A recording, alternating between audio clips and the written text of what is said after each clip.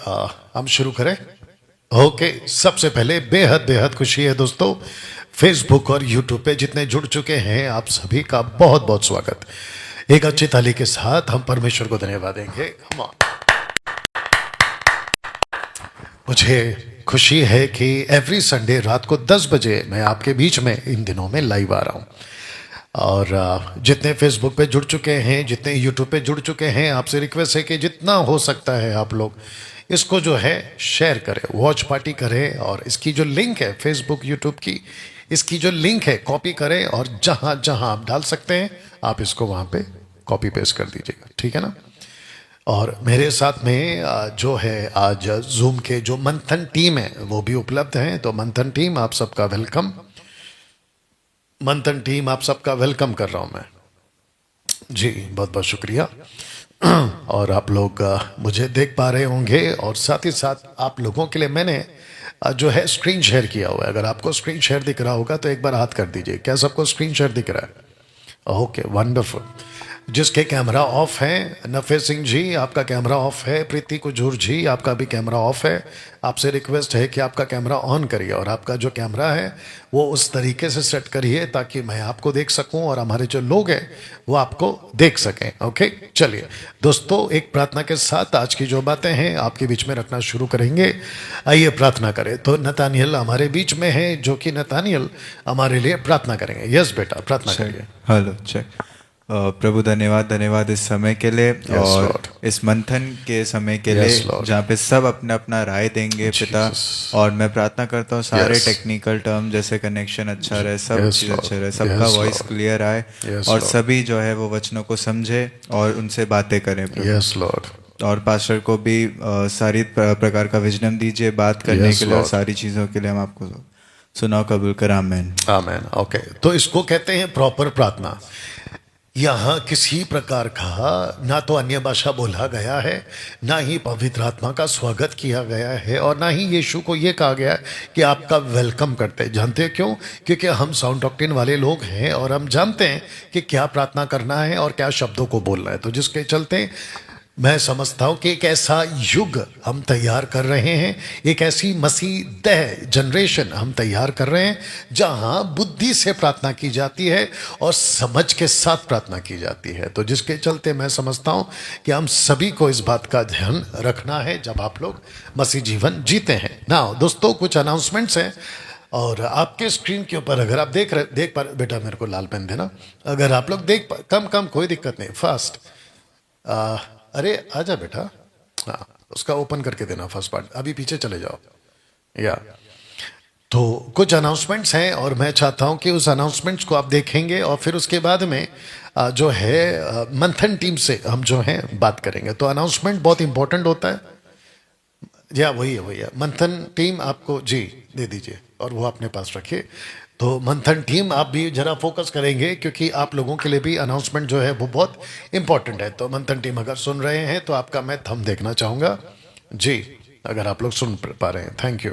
Okay, सबसे पहले जुड़िए मेरे साथ हर रविवार रात 10 बजे एक नए प्रोग्राम में, और जिसका नाम है वचन पर मंथन। जी हाँ, आपने बिल्कुल ठीक सुना है, और मुझे बेहद खुशी है कि इससे मिलता जुलता पोस्ट या पिक्चर मुझे मिला, तो जिसके चलते मैं आपको पिक्चर के माध्यम से भी समझा पा रहा हूँ। तो दोस्तों, मैं समझता हूं कि अगर आप इस वक्त में मेरे साथ में जुड़े हैं फेसबुक और यूट्यूब पर, तो मैं उन सबको कहना चाहता हूं कि जी हाँ, मेरे पेज को, मेरे चैनल को आप लोग जो हैं फॉलो करें, सब्सक्राइब करें, जैसे आपके स्क्रीन के ऊपर आपको दिख रहा होगा। तो 1,38,000 फेसबुक पर है, 2,69,000 जो है वो यूट्यूब पे। तो कुल मिलाकर 4 लाख फॉलोवर्स ऑनलाइन आप जो है मुझे फॉलो करते हैं, सब्सक्राइब करते हैं, सुनते हैं। आपको जब जब मौका मिलता है, अब तक खरी शिक्षाओं को फॉलो कर चुके हैं 4 लाख के आसपास लोग। याद रखें कि अगर मैं मेरे प्रोग्राम को फेसबुक पे, यूट्यूब पे डालकर अगर उसको प्रमोट कर रहा हूँ और आपको कह रहा हूँ कि आप आइए, तो इसका मतलब ये नहीं है कि मैं पैसे कमा रहा हूँ, क्योंकि मैंने बिल्कुल साफ लिख दिया है कि डैनियल राज सोशल प्लेटफॉर्म से पैसे नहीं कमाता। साथ ही साथ दोस्तों आपको बताता चलूं कि अगर आप मुझसे जुड़ते हैं, मसीह मंथन से जुड़ते हैं, तो मैं आपकी जिम्मेदारी लेता हूं कि मैं आपका सैल्वेशन और आपका रैप्चर दोनों भी वचन के आधार पर, खरी शिक्षा के आधार पर मैं उसको पक्का कराऊंगा, जैसे आप यहां पे देख पा रहे हैं। ओके तो दोस्तों आप सबको मैं कहता हूं कि एमएमबी से जुड़िएगा ना। कौन सी शिक्षा आप लेके चलते डैनियल राज, तो मैं कहना चाहता हूं आदम से डाकू तक एक दौर चला, डाकू से यौना 96 एडी तक एक दौर चला।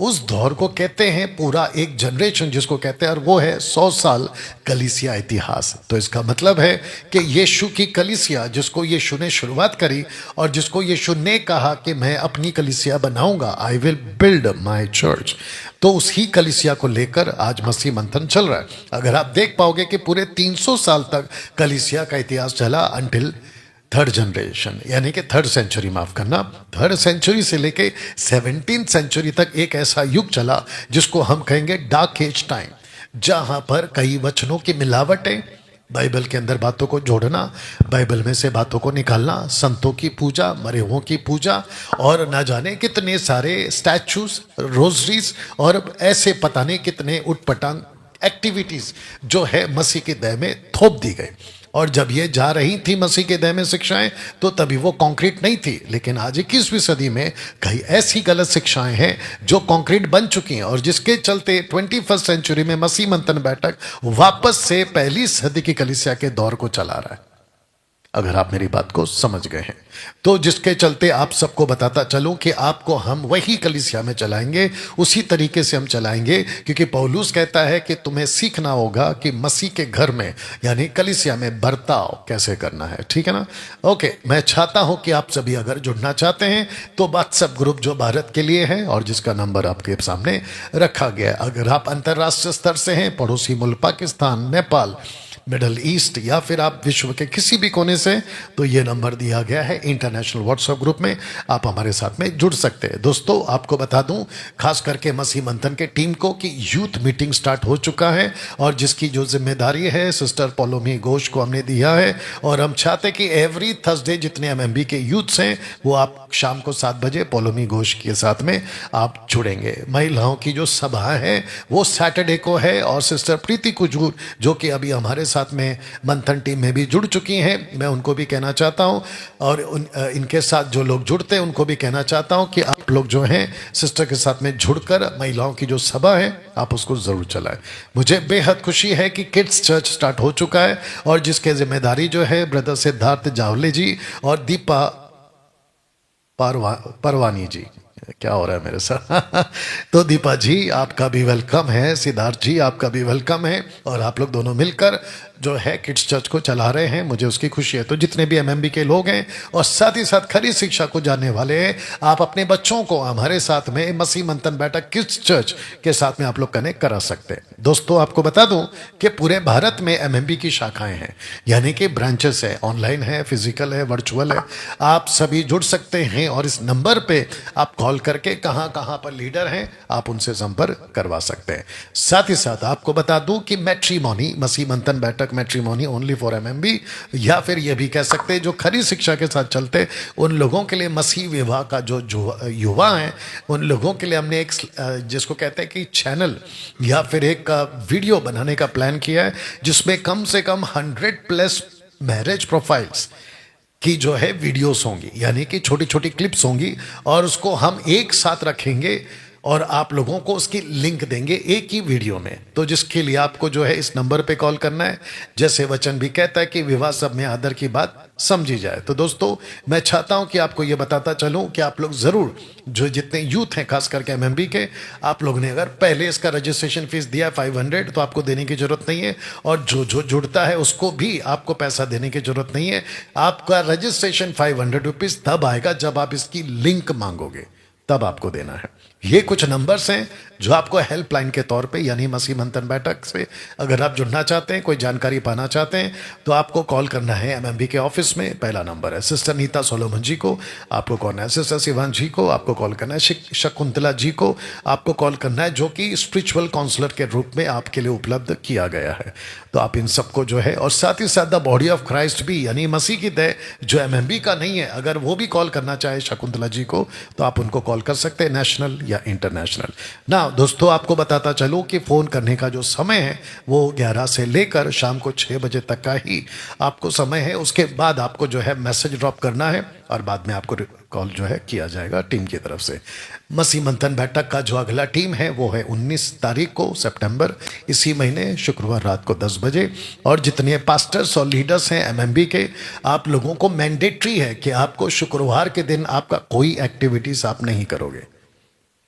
ओके आपको जुड़ना ही है, विदाउट फेल आपको जुड़ना ही है। ओके ना दोस्तों, आपको बताता चलो कि हम सभी लोगों ने जो अब तक है, हमारी जो एमएमबी की टीम है, अब तक हमने 32 बैच बाइबल कॉलेज का कंप्लीट किया है। और अब अगला जो बैच है वो 33वां बैच है, 33 बैच, क्या बोलेंगे, ऐसे ही बोलेंगे 33 बैच, 33rd बैच नहीं, हाँ जो भी है ओके तो जिसके चलते इट्स ओके जिसके चलते आपका मैं वेलकम करता हूँ भारत में, भारत के बाहर जहाँ से भी हैं, अगर आप लोग आना चाहते हैं मुंबई, और 5 दिन का 40 आवर्स के हिसाब से आप लोग जो हैं बाइबल कॉलेज कर सकते हैं। और जिसके न्यू एडमिशन के लिए आपको ये नंबर देना है। मैं जहाँ बैठा हूँ अभी यहीं पे क्लासरूम लगता है, 5 दिन 40 घंटे।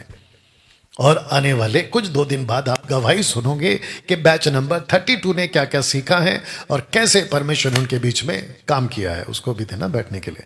ओके तो इट्स ओके, चलो ठीक है। तो ऐसे करके आप सबको मैं इनवाइट करता हूं कि बाइबल कॉलेज के लिए आप लोग ज़रूर आइएगा।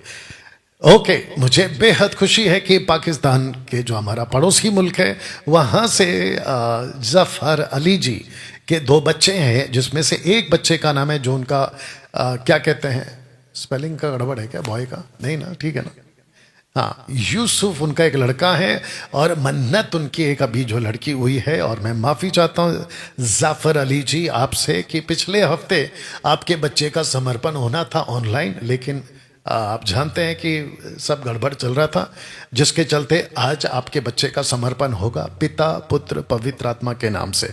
आइए हम प्रार्थना करते हैं। सृष्टिकर्ता पिता तेरा धन्यवाद स्वामी, मैं यूसुफ को जो बच्चा है लड़का, और मन्नत को जो लड़की है प्रभु जो आपने इनको दी है, यीशु के नाम से मैं प्रार्थना करता हूँ प्रभु, इस दोनों बच्चों को परमेश्वर पिता पुत्र पवित्र आत्मा के नाम से हम यहाँ से समर्पण करते हैं प्रभु। और ये जहाँ रहते हैं पड़ोसी मुल्क पाकिस्तान में प्रभु जी, वहाँ ये दोनों बच्चे यीशु के नाम में, मतलब प्रभु यीशु के नाम में आशीषित हों और मजबूती पाएं। और मैं जानता हूँ कि जो मसीह में उन पर किसी प्रकार का श्राप नहीं रहता।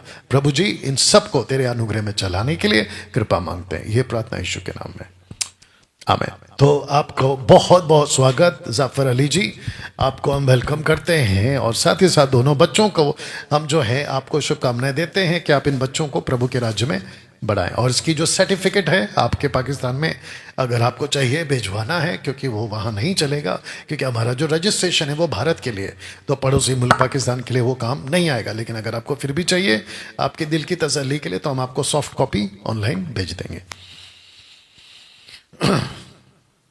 ओके बहुत ध्यान से सुनिएगा। मसीह मंथन बैठक 5 साल से प्रभु यीशु मसीह की बातों को रखता आ रहा है, और बड़े बेबाक तरीके से, जैसे पौलुस कहता है एक्ट चैप्टर, अगर आपके पास रेडी है स्क्रिप्चर, रेडी है आपके पास, एक्ट चैप्टर 28 उसका जो आखिरी पार्ट है आपको उसको पढ़ना है। एक्ट चैप्टर का आखिरी हिस्सा, जहां पे पौलुस कहता है कि वो प्रभु यीशु की बातें सिखाता रहा। आई थिंक 30 से देख लो 28 का। और मेरे को इसमें ये करके देना सुमन, क्या बोलते हैं ना, हिंदी वाला डाल के देना, जो कल आपको मैंने मांगा था ना। यस बेटा, कुछ वक्त लग रहा है लेकिन 31 31 का, जहाँ पे लिखा ना कि वो 2 वर्ष भाड़े के घर में रहा, 30 वो से पढ़ना है, 30 से पढ़ेंगे। ओके, रुक जाइए, पहले मैं वापस से आता हूँ क्योंकि हम उसके हिसाब से एडिट करेंगे इसको, और आप तब तक मेरे लिए कर दीजिएगा, ठीक है? लेकिन बीच में नहीं लाना, पहले ये स्लॉट जाने दो। ओके, हाँ दोस्तों, लगातार 5 साल से मसीह मंथन बैठक लगातार खरी शिक्षाओं को बड़े बेबाक तरीके से प्रभु का वचन प्रचार कर रहा है, और खरी शिक्षाओं को ही रखता आ रहा है। जहां बहुत सारा गड़बड़ चल रहा है उसके बीच में हम जो है बात को रखते थे, और साथ ही साथ कुछ 2 सालों से भी ज़्यादा मैं सबको कह रहा हूं, खास करके पेंटिकॉस्टल, कैरिस्मेटिक और इंडिपेंडेंट चर्च के लोगों, वो चाहे भारत के हो, मुंबई महाराष्ट्र के हो, कहीं पे भी हो, मैं कह रहा था अगर मेरी बातें आपको ठीक नहीं लगती हैं, अगर मेरा स्टेटमेंट आपको कॉन्ट्रडिक्ट करता है या आप उससे सहमत नहीं है, तो आप लोग आइए, बात करिए, कॉल करिए, डिबेट पे आइए। और मैंने, अगर मैं गलत नहीं, 1.5-2 साल हो गए, मैंने पूरा का पूरा कम से कम लगता है 2.25 लाख का सेटअप लगा के हमने सेट किया था, लेकिन उस वक्त में कोई नहीं आया। हम प्रतिदिन आते थे, लोगों को चैलेंज करते थे, लेकिन आते नहीं थे, लेकिन पीठ पीछे सब बात करते थे। लेकिन मुझे खुशी है कि एक व्यक्ति जिसका नाम है एंजल वी चंद्रा, इस व्यक्ति ने मुझे चैलेंज किया अन्य भाषा के विषय पे, और मुझे इस बात की खुशी है। अगर वी चंद्रा जी आप सुन रहे हैं, मैं आपको अप्रिशिएट करता हूं। सबसे पहली बात कि आपने इस बात को समझा कि डैनियल भाई आपसे बात करके ही बात को आगे रखेंगे, तो मैं उसके लिए आपका अप्रिशिएट करता हूं। तो जितने मसीह समाज के लोग हैं, मैं उन सबको कहना चाहता हूं कि Daniel Raj versus Angel V Chandra. तो एंजल जी, आपको मैं वी चंद्रा से ही संबोधित करूंगा। जब हमारी अगले हफ्ते आपके साथ में वार्तालाप होगी तो वी चंद्रा के नाम से ही मैं आपको बुलाऊंगा, अगर आपको इससे एतराज ना हो, ठीक है ना?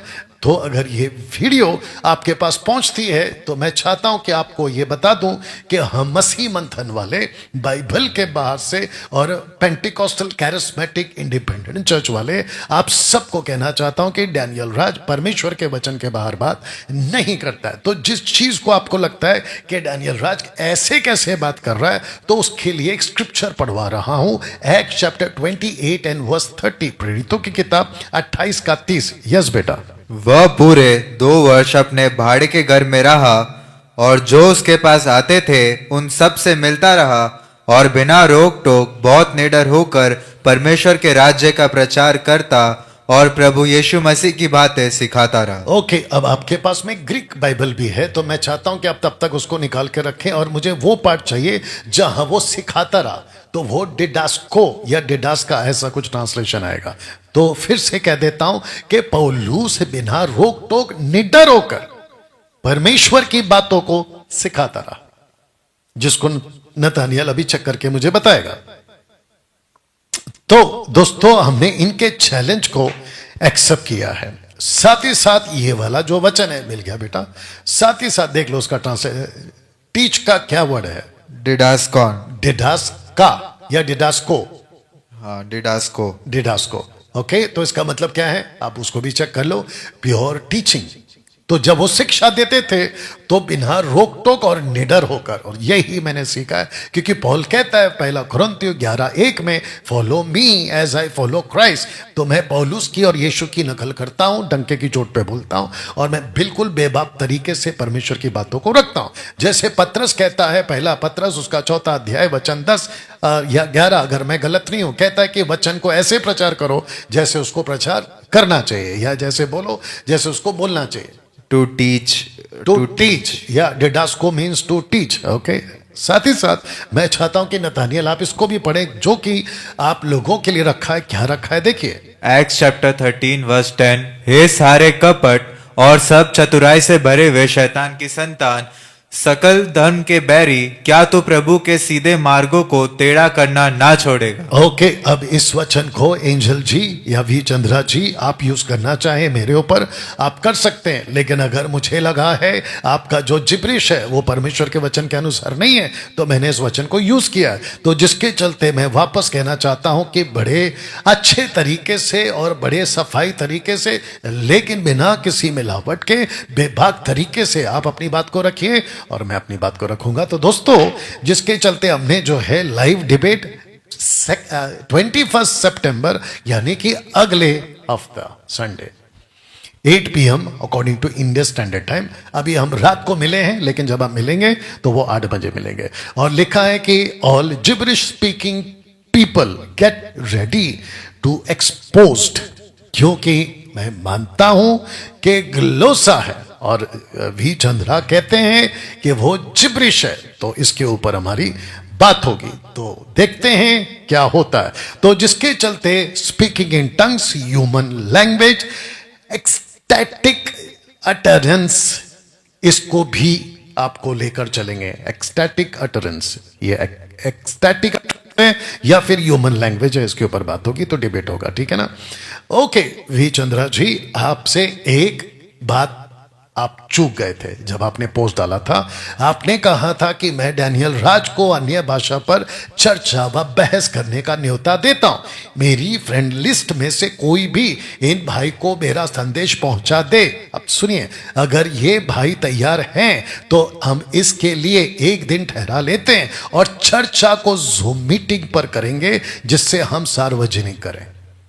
तो फिर मुझे नहीं समझ में आया कि आपने फिर ऐसा क्यों कहा कि दिल्ली आ जाओ, और कहाँ बुलाए थे इन्होंने, दिल्ली आ जाओ, चंडीगढ़ आ जाओ, हरियाणा आ जाओ, पता नहीं कहाँ कहाँ आ जाओ।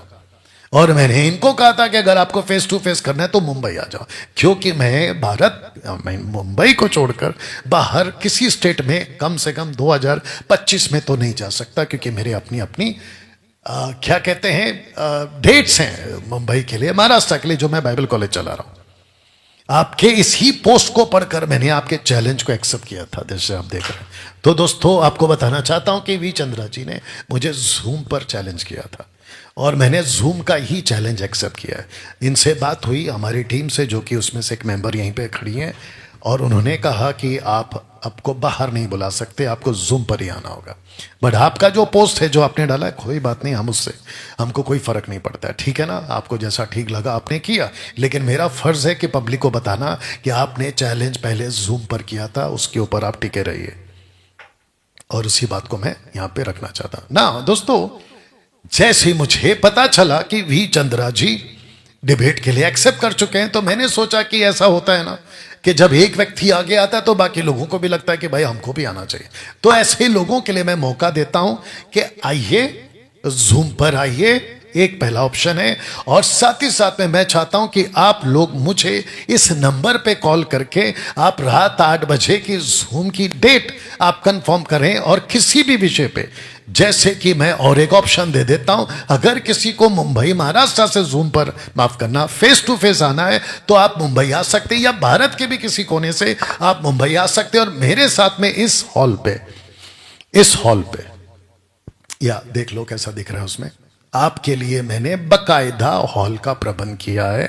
यहां कम से कम, अगर मैं गलत नहीं हूं, 200-300 तो आराम से बैठ सकते हैं। और ये पूरा एयर कंडीशन हॉल है और बिल्कुल साउंड प्रूफ है, और किसी प्रकार का कोई दिक्कत नहीं आएगी। आप यहां पर आइए और आपके साथ फेस टू फेस बैठकर मैं आपसे बात करूंगा। और साथ ही साथ आपको मैं ये भी बताता चलूं कि जो हमने डिबेट के जो प्रोटोकॉल्स है उसको भी आपके लिए सेट किया है। बहुत ध्यान से सुनिएगा। मुंबई, चेंबूर, घाटकोपर, कुर्ला, उल्लासनगर, कल्याण, अंबरनाथ, आसपास के जितने भी इलाके के पास्टर्स हैं, आप किसी भी विषय पर मुझसे बहस करना चाहते हैं, यानी कि डिबेट करना चाहते हैं, दोनों पक्षों को 40-40 मिनट का टाइम दिया जाएगा, जिसको कहते हैं ओपनिंग स्टेटमेंट्स, 40 मिनट का। उसके बाद में रीबटल का जो टाइम होता है वो आपको दिया जाएगा, वो हम तय करेंगे 15 मिनट, 20 मिनट, जैसे आपको ठीक लगे। उसके बाद में 10 मिनट का क्लोजिंग स्टेटमेंट्स होता है, वो करेंगे।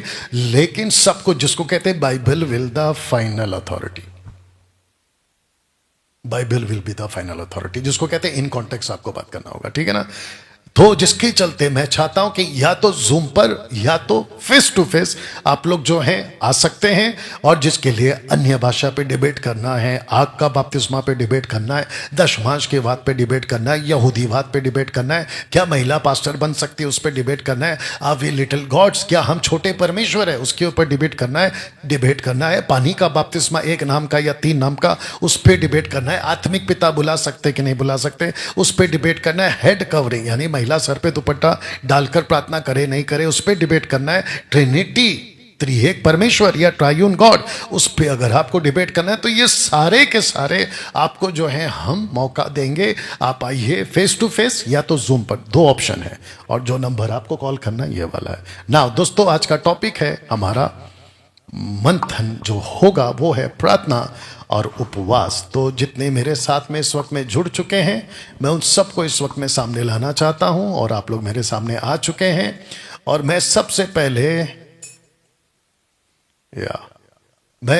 पहले मौका देना चाहता हूं शकुंतला जी को।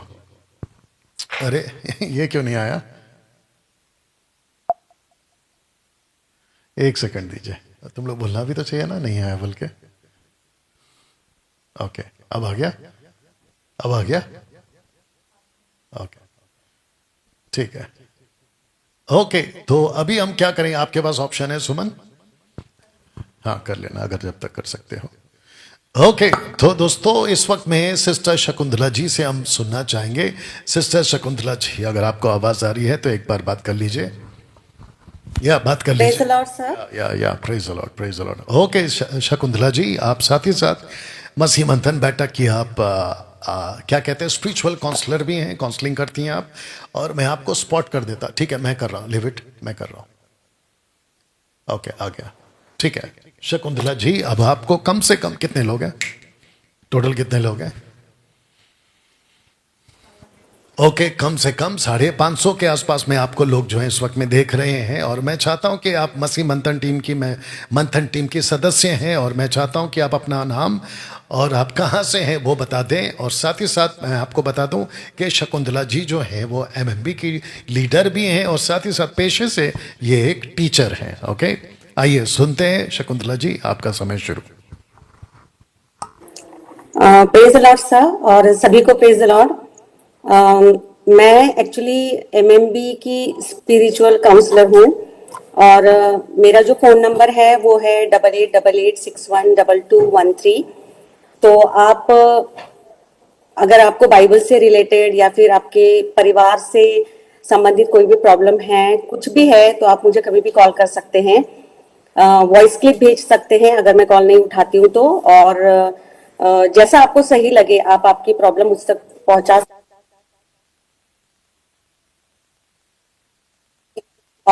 सकते हैं, और मैं देखूंगी कि आप मेरे हिसाब से मैं आपकी डेफिनेटली प्रॉब्लम सॉल्व करने का कोशिश करूंगी।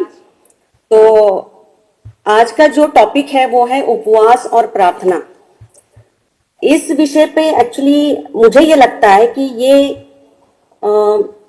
एक सिक्के के दो बाजू हैं, मतलब दो पहलू हैं। तो अगर इसको हम रिलेट करेंगे, इस टॉपिक को, उपवास और प्रार्थना, तो मुझे ये लगता है कि ये दोनों भी टॉपिक एक दूसरे से कंप्लीटली रेलेवेंट है, रिलेटेड है। तो इसे मैं प्रेजेंट करने के लिए मैं ये मैं ये प्रेजेंट करना चाहूंगी कि कैसे ये एक दूसरे से रिलेटेड है। पहले तो यह है, अगर हम प्रार्थना देखेंगे तो प्रार्थना में जो बातें प्रभु यीशु ने हमें सिखाई है, उपवास के द्वारा भी वह बातें हमें उसका क्लियरेंस उन्होंने दिया है। तो अभी यहाँ पे हम देखते हैं कि मत्ती उसका 26वां अध्याय और 39th वर्स, उसमें ये कहा है प्रभु यीशु ने कि जब उनको सूली पे लटकाया जा रहा था तो वो बोल रहे थे कि अब पिता अगर आप चाहें तो ये कटोरा मुझसे दूर कर दे। तो यहाँ पे प्रार्थना में उन्होंने पिता से प्रभु की इच्छा मांगी। और अगर हम उपवास देखते हैं तो यीशु ने उपवास किया अपनी सेवकाई से पहले, लूक उसका 4 अध्याय 1 और 2 वचन। तो जब भी पिता की इच्छा उन्होंने जानना चाहिए, प्रार्थना भी की और उपवास भी किया। दूसरा, अगर हम ये देखते हैं कि जो अपने सताने वालों के लिए अगर हमें प्रार्थना करनी है, मत्ती उसका 5वां अध्याय और 44th वर्स, तो उसमें ये कहा है कि हम अपने सताने वालों के लिए प्रार्थना करें, अपने दुश्मनों के लिए प्रार्थना करें। और उसी तरीके से अगर हम एस्तेर की किताब में देखते हैं तो वहां ये कहा गया है कि जो 4th चैप्टर एंड वर्स 3, वहां पे मर्दकै और यहूदियों ने हामान की जो दुष्ट योजना थी, तो उस योजना के लिए उन्होंने प्रार्थना की, और हमने देखा है बाइबल में कि उनकी योजना वो सक्सेसफुल हुई। और हामान ने जो दुष्ट योजना बनाई थी यहूदियों के लिए, वो प्रार्थना और उपवास के द्वारा वो नष्ट हुई और वहां पे मर्दकै और यहूदियों का विजय हुआ। वैसे ही अगर हम देखें इर्मिया की किताब, उसमें जो 33 चैप्टर और 3rd वर्स है, वो कहता है कि हमें परमेश्वर कठिन बातों का, है ना, हमें प्रकटीकरण देता है, हमें कठिन बातें समझाता है। मुझे लगता है जो हमारे बस में नहीं है तो वो हमें परमेश्वर डेफिनेटली हमें समझाते हैं। और वैसे ही अगर हम देखें पहली सदी की जो चर्च, पहली सदी की जो कलीसिया थी, जब वो प्रभु यीशु के क्रूसिफिकेशन के बाद जब वो काम में लग गए थे पवित्र आत्मा आने के बाद, तो प्रेरितों के काम उसका 13th chapter and verse 2, 14th chapter and verse 23, यहाँ पे भी जब उन्होंने बरनबास और शौल को सेविकाई के लिए उन्होंने नियुक्त किया, तो उससे पहले उन्होंने प्रार्थना की, उससे पहले उन्होंने उपवास किया। तो हम ये देखते हैं कि उपवास और प्रार्थना ये है ना, ये सिक्के के दो पहलू हैं, जैसे कि वो एक दूसरे के लिए पूरक है, ये मैं कहना चाहती हूँ। यहाँ पे हम ये भी देखते हैं कि पहला थिस्सलुनीकी की किताब उसका 5वां अध्याय और 17वां वचन हमें ये कहता है कि हमें निरंतर, है ना, निरंतर हमें प्रार्थना करना है, मतलब without ceasing, without stopping, continue we have to pray. और कलसी की किताब वहां पे भी 4वां अध्याय 2वां वचन में ये कहा गया कि हमें धन्यवाद के साथ और जागरूक रहना है हमें, है ना, क्योंकि शैतान जो है वो गरजने वाले सिंह के नाई है। तो हमें जागरूक रह के धन्यवाद के साथ हमें जो हमारी विनंती है, जो हमारी इच्छा है, जो हमारी जो कुछ भी है हमारी, है ना, तो वो हम परमेश्वर के सामने रख सकते हैं प्रार्थना के द्वारा, उपवास के द्वारा। लेकिन यहाँ पे मैं और एक बात ये बोलना चाहती हूँ कि राजा दाऊद ने जो दूसरा शमूएल की किताब है उसका 12वां अध्याय 17 और 23rd अगर वर्स हम देखते हैं, तो वहां पे जो दाऊद राजा है, उन्होंने, जैसे हमें सभी को पता है कि जो उरिया की पत्नी बेतशेबा उसके साथ गलत काम किया, और जब वो कंसीव किया उसने बच्चे को, और जब वो बच्चा है ना बीमार हुआ, और जब जो राजा दाऊद है उन्होंने प्रार्थना की कि वो बच्चा बच जाए, बट देन वो नहीं बचा। व्हाट डज इट मीन कि हमारी इच्छा हम परमेश्वर के ऊपर हम लाद नहीं सकते। हम उपवास इसलिए नहीं करेंगे कि जो मैं चाहता हूं वो हो, हम उपवास इसलिए करेंगे कि जो परमेश्वर चाहते हैं वो हमारे जीवन में हो। और भले ही वो हमारे लिए उस समय के लिए कठिन है, हमें एक्सेप्ट करना शायद वो उस समय के लिए हमें कठिन लग सकता है, लेकिन वो परमेश्वर की इच्छा, और परमेश्वर हमें ये कहते हैं कि मेरी जो इच्छा है, मेरी जो योजना है वो तुम्हारी भलाई की है। और यहाँ पे हमें और एक बात जानना बहुत जरूरी कि टू अंडरस्टैंड गॉड्स विल, उपवास हो या प्रार्थना हो, परमेश्वर की इच्छा के अनुसार हो, बस ये हमारा टारगेट होना चाहिए।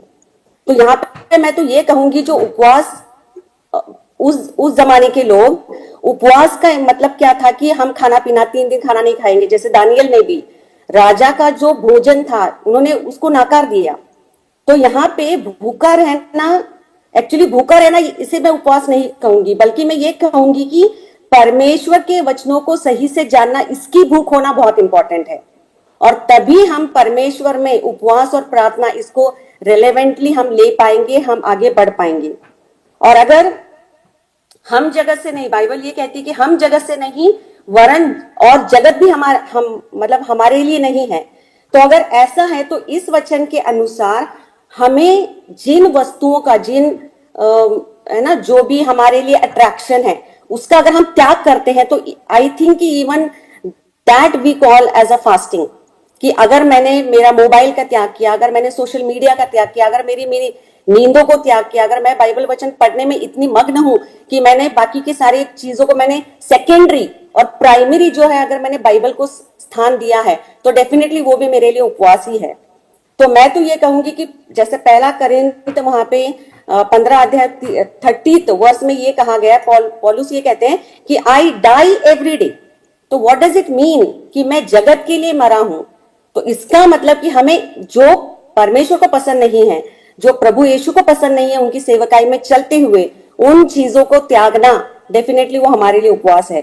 और रादर मैं तो आज, है ना, आप सभी से और जितने भी आज हमें यूट्यूब और फेसबुक के माध्यम से देख रहे हैं, मैं उन सबको ये कहूंगी कि 2020 में जब हम पास्टर डेनियल राज जी को सुनने लगे, उनके साउंड डॉक्ट्रिन को हम देखने लगे, परखने लगे, हम जब उनको सुनने लगे और जब हमें उनकी बातों की गहराई, उनका अध्ययन और जिस तरीके से वो हमें वर्ड टू वर्स बाइबल में से ही सिखाते हैं, तब हमने जो गलत, तो मैं ये कहूंगी कि हमें प्रभु के वचनों में बढ़ना और प्रार्थना और उपवास, मतलब जो परमेश्वर को पसंद है वो करना, जो परमेश्वर को पसंद नहीं है उसको त्यागना। मुझे लगता है ये हम, है ना, जो मैंने बोला स्टार्टिंग में कि वो एक कॉइन के जो दो पहलू हैं, तो हम शायद उसको लेके चलने में डेफिनेटली सक्सेसफुल होंगे। और पास्टर जी ने मुझे यहाँ पे बोलने के लिए ये टाइम दिया, इसके लिए मैं really I am thankful to you sir. Thank you very much. Thank you sister, thank you, God bless. और इस वक्त मैं चाहता हूं कि इस वक्त मैं मौका देता हूं प्रीति कुजूर जी को। प्रीति कुजूर जी, आप अगर मुझे सुन रही हैं तो इस वक्त मैं आपको रिप्लेस स्पॉट कर देता हूं ताकि आप हमें सुन सकें। और जी प्रीति जी, आपका माइक ऑन कर लीजिए और आप हमें जी जी मैं कर ली हूँ। मेरी आवाज आ रही है ना? जी आ रही है। हेलो, मेरी आवाज? जी आ रही है। आप सभी को प्रभु यीशु मसीह के जी आप सभी को प्रभु यीशु मसीह के प्रिय और मधुर नाम में जय मसीह की। मैं एमएमबी की लीडर और मैं परमेश्वर पिता का धन्यवाद देती हूँ कि महिलाओं का जो ग्रुप है मसीह मंथन में, चाहे हमारे पूरे भारतवर्ष में जो हमारी महिलाएं हैं, उनको मैं नेतृत्व कर पा रही हूँ। ये मेरे लिए बहुत खुशी की बात है। और ये सिर्फ और सिर्फ पास्टर जी आपकी अगुवाई में मैं इतने लोगों के साथ में, इतनी बहनों के पर्सनल भी कुछ प्रॉब्लम्स होते हैं, उनको मैं सॉल्व कर पाती हूँ। ये मुझे बहुत अच्छा भी लगता है और उनके दर्द को मैं बांट पाती हूँ, उनके साथ में मैं बात कर पाती हूँ। तो ये सारी महिमा मैं परमेश्वर को देती हूँ और साथ ही साथ आपको भी मैं धन्यवाद देती हूँ। आज का जो सब्जेक्ट है वो प्रार्थना और उपवास के विषय में है और ये बहुत लंबा चैप्टर है, लेकिन मैं कोशिश करूंगी कि इस समय के अंदर ही मैं इसको खत्म कर पाऊं। हम बाइबल में जब हम लोग देखते हैं तो बहुत सारे लोगों ने उपवास रखा है। बाइबल में हम लोग शुरू से देखते हैं, चाहे वो मूसा हो, चाहे वो दानियल हो, चाहे वो एस्तर रानी हो, बहुत से लोगों ने उपवास किया है। तो उपवास का महत्व क्या है, हम लोग इसको आज थोड़ा सा सीखने का प्रयास कर रहे हैं, अपने अपने बातों को रखने का प्रयास कर रहे हैं। तो मेरा ये मानना है कि ये अपनी इच्छा पर, आपकी इच्छा पर डिपेंड करता है। यदि आपकी इच्छा है तो आप रख सकते हैं, लेकिन पवित्र आत्मा की अगुवाई में। पवित्र आत्मा जब तक आपको लीड ना करे, आप उपवास मत रखिए। किसी की देखा देखी या फिर किसी के कहने पर या तो फिर किसी के नकल करने पर ऐसा हमको उपवास नहीं रखना है। यदि सचमुच में आपको परमेश्वर और पवित्र आत्मा की अगुवाई मिलती है तभी आप उपवास करें। ऐसा ना हो कि जैसे रीति रिवाज में हम फंस गए कि नहीं, जनरली क्रिश्चियन लोग क्या करते, फ्राइडे को उपवास रखते हैं और उसके बाद में संडे को ठूस ठूस के मटन खा लेते हैं, चिकन बिरयानी वगैरह खा लेते हैं। तो ये कोई मायने नहीं रखता है। कुछ लोग क्या करते हैं, अपने मोटापा को कम करने के लिए फास्टिंग का नाम देते हैं। देखिए, डाइटिंग अलग चीज है, फास्टिंग अलग चीज है, तो आप दोनों को ऐड ना करें। तो ये हम इस तरीके से रीति रिवाज में, परंपरा में नहीं फंसना है हमको, और इस तरीके से भी नहीं करना कि एकदम हार्ड हो अपना उपवास और हमको कई लोग जो है मर भी जाते हैं। तो उपवास रखने से ज्यादा अच्छा है कि हमारा चरित्र अच्छा हो, परमेश्वर के साथ हमारा संबंध अच्छा हो, परमेश्वर के पास में जो हम प्रभु से मिलते हैं हमारा विश्वास अच्छा हो, मसीह को हम अपने जीवन में कितना इंपॉर्टेंट देते हैं ये महत्व हो, प्रार्थना में जीवन हमारा कैसा है, वचन में हम कितने स्थिर हैं, हमको ये महत्वपूर्ण रखना है। हम उपवास तो रखते हैं लेकिन क्या करते हैं, अपने परिवार वालों के साथ में झगड़ने लगड़ने लग जाते हैं, मोबाइल में व्यस्त रहते हैं। तो ये उपवास किसी काम का नहीं है। यदि आप टाइम पास करें कि हाँ हमको सुबह से रखना है, शाम तक रखना है, और फिर हम सो कर टाइम पास कर रहे हैं, तो ये भी उपवास आपका कोई मायने नहीं रखता है। कई लोग क्या करते हैं, जनरली 40 दिन का उपवास रखते हैं और फिर लेंट काल के समय में, और फिर क्या करते हैं कि फ्रिज में रख लिए 30 दिन का पूरा, नहीं हम तो अब 40 दिन का उपवास रखेंगे तो हमको फल फ्रूट सब वगैरह सब हमको भर के रखना है, तो ये उपवास भी हमको नहीं रखना है। तो एक्चुअल हमको किसी भी प्रकार के बॉन्डिंग हमको वचन हमको नहीं बताता है कि हमको किसी प्रकार के बंधन में हमको नहीं बांधता है। तो सच्चा उपवास क्या है? सच्चा उपवास अपने परमेश्वर के प्रति अपने प्रेम को प्रकट करना और धन्यवादी हृदय को प्रकट करने के लिए अपनी शारीरिक अभिलाषाओं को और अपनी शारीरिक अभिलाषाओं को कुछ समय के लिए या थोड़े समय के लिए त्याग करना ही उपवास है। तो जब हम पूरे पुराने नियम को और नए नियम को हम ओवरऑल तरीके से यदि हम देखें तो इसको मैंने 3 श्रेणी में बांधा है कि 3 श्रेणी में इसको रखा है। जैसे हम दानियल के उपवास को देखते हैं, दानियल नबी की पुस्तक 10 अध्याय 2 और 3 में हम लोग पढ़ते हैं कि उसने अपने मनचाहा भोजन को कुछ समय के लिए उसने त्याग दिया था। तो इसको हम आंशिक उपवास कह सकते हैं, कुछ समय का उपवास। और जैसे हम एस्तर रानी के उपवास को हम लोग देखते हैं, एस्तर और उनके लोग पूरे, उनकी सहेली जो कि 3 दिन रात तक उन लोगों ने पूरे उपवास रखा था। तो ये एक पूर्ण उपवास, ना तो उन लोगों ने खाया ना ही उन लोगों ने पिया। दानियल को हम लोग देखते हैं कि उसने लग्जरी लाइफ को उसने छोड़ा था, लेकिन यहाँ एस्तर रानी और उसके लोगों ने क्या किया था? ये बहुत ही हार्ड उपवास है। तो एक बड़े प्रोजेक्ट के लिए, एक बड़े बदलाव की ओर लेके जाना, जिसमें हम उनकी उपवास को देखते हैं। और तीसरा जो बहुत महत्वपूर्ण मुझे लगता है आज के समय में, पहला कुरिन्थी 7वां अध्याय 3 से 6 पद तक है, लेकिन मैं उसको 5वें पद को पढ़ूंगी समय को देखते हुए। परंतु तुम एक दूसरे से अलग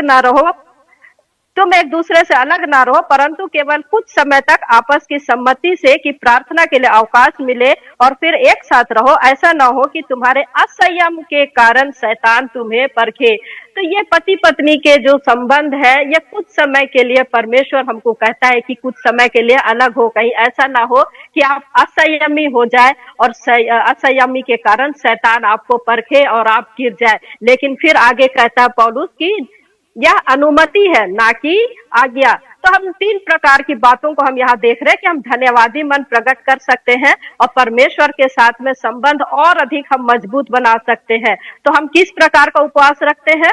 हम देखते हैं, हम प्रेरितों के कार्य 13 अध्याय उसके 2 पद में भी हम देखते हैं कि वहां के लोगों ने उपवास रखा था। बरनबास और शाऊल को उस काम के लिए अलग किया था उस समय में। तो यहाँ पर हमको ये नहीं बताता है कि उन लोगों ने किस प्रकार का उपवास रखा था, यहाँ पर हमको वो चीज नहीं बताता है।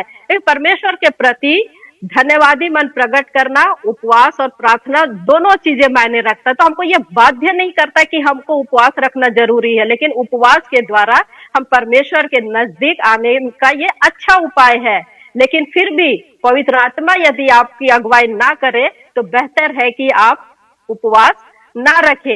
हम लूका रचित सुसमाचार में देखते हैं 5वां अध्याय में हम देखते हैं 33 से 35 पद में हम लोग देखते हैं कि यीशु के चेले उपवास नहीं रखते थे, लेकिन यूहन्ना के चेले और फरीसी लोग उपवास रखते थे। तो प्रभु यीशु मसीह ने क्या कहा उनके लिए कि जब तक दूल्हा उनके साथ है ये लोग उपवास नहीं रखेंगे। तो कहने का अर्थ है कि तुम मुझे ग्रहण करना चाहते हो तो पवित्र आत्मा के अधीन में रहो और प्रार्थना करो, उपवास करो। तो खाना पीना त्यागना ही सच्चा उपवास नहीं है मेरे प्रियो। ये चीजें तब होती है जब हम पूर्ण रूप से नई सृष्टि में बनते हैं, हमारा चाल चलन और चरित्र परमेश्वर की या प्रभु यीशु मसीह की परछाई बन जाती है, हम उसके पीछे चलने लगते हैं। शारीरिक उपवास से बेहतर है कि हम आत्मिक उपवास करें। जैसे यशाया नबी की पुस्तक 58 का 4 से लेके 10 तक जो हमको कहता है, मैं पूरा नहीं पढ़ूंगी, लेकिन यह हमको वचन बताता कि मैं तुम्हारे झूठे उपवास से प्रसन्न नहीं होता। तुम किस प्रकार का उपवास रखते हो, किस प्रकार का चरित्र रखते हो।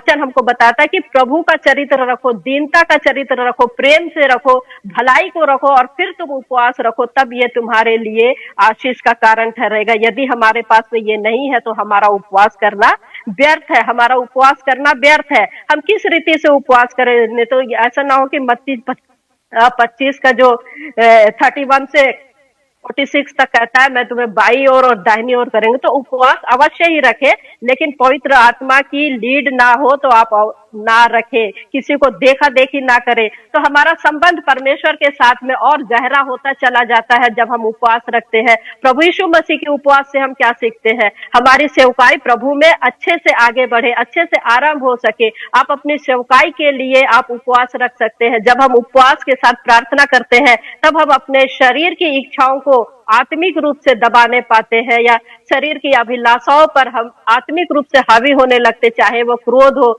चाहे वो ईर्ष्या हो, चाहे वो जलन हो, या कि XYZ किसी भी प्रकार की क्यों ना हो। जब हम उपवास और प्रार्थना के द्वारा जब परमेश्वर के नजदीक में आते हैं, तब वचन हमारे लिए जीवित होने लगता है और हमसे वो बातचीत करने लगता है। और जब आप वचन पढ़ने में रुचि नहीं रखते हैं, तो ऐसे समय में भी पवित्र आत्मा आपकी अगुवाई करता है और आपका संबंध परमेश्वर के साथ में और भी गहरा और होते जाता है, और व्यक्तिगत रूप से आप वचन को समझने लगते हैं। और जब आप उपवास और प्रार्थना करके परमेश्वर के साथ में संबंध गहरा करते हैं, तब शैतान और शैतान की युक्तियों के सामने में आप खड़े होने पाते हैं, आप संघर्ष करने पाते हैं। और ये बहुत ही इंपॉर्टेंट पॉइंट है जो मैंने बनाया है। परमेश्वर हमको ताकत देता है, वो हमको इस्तेमाल करता है, परंतु शैतान हमारी कमजोरी को जानता है और वो हमारे लिए उस जगह पर वार करता है। तो जब हम उपवास रखते हैं, तो हमारा जीवन परमेश्वर को जब हम देते हैं, तो हमको जरूरी है कि उन दिनों में हम आराधना करें,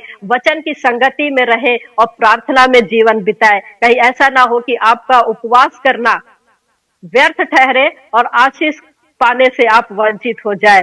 तो प्रार्थना और उपवास दोनों एक दूसरे के पूरक है। परमेश्वर पिता इन वचनों के द्वारा हमने से प्रत्येक को आशीष दे। जय मसीह की। Wonderful wonderful, thank you sister. और मैं समझता हूं कि बहुत अच्छा आपने समझाया, थैंक यू सिस्टर। और इस वक्त में हम चाहते हैं, अच्छा इसके आपका माइक बंद कर लीजिए जी, शुक्रिया। सिस्टर शकुंतला जी ने, सिस्टर प्रीति कुजूर जी ने जितने भी पॉइंट्स रखे हैं, वो वचन के आधार पर पॉइंट रखे हैं।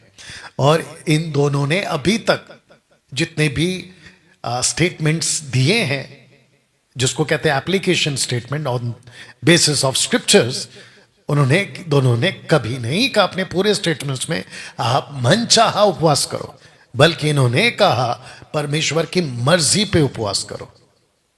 ओके, तो मैं जानता हूं कि आगे जो लोग जुड़ेंगे आपसे बात करेंगे, लेकिन मैं अभी से बता देता हूं, जो कि लास्ट में मैं थोड़ा सा बात जरूर करूंगा, लेकिन अभी बता देता हूं। अगर आप लोग देख रहे सुन रहे, फास्टिंग का मतलब होता है खुद को, अपने आप को परमेश्वर के लिए अलग करना। खाना या ना खाना, कहीं जंगल में बैठ जाना, ना बैठना, घर पर बैठना, ऑफिस में बैठना और खुद को किसी चीज से बांध लेना, उससे कहीं ज्यादा इंपॉर्टेंट है। फास्टिंग का मतलब है खुद को परमेश्वर के लिए उपलब्ध करना। और जो व्यक्ति ऐसा करता है, सबसे पहला प्रायोरिटी, प्राथमिकता परमेश्वर को देता है, उसी को उपवास कहते हैं। आगे उसके ऊपर बात करेंगे। ओके, नाउ मैं चाहता हूं कि इस वक्त में क्या नाम है, नफे सिंह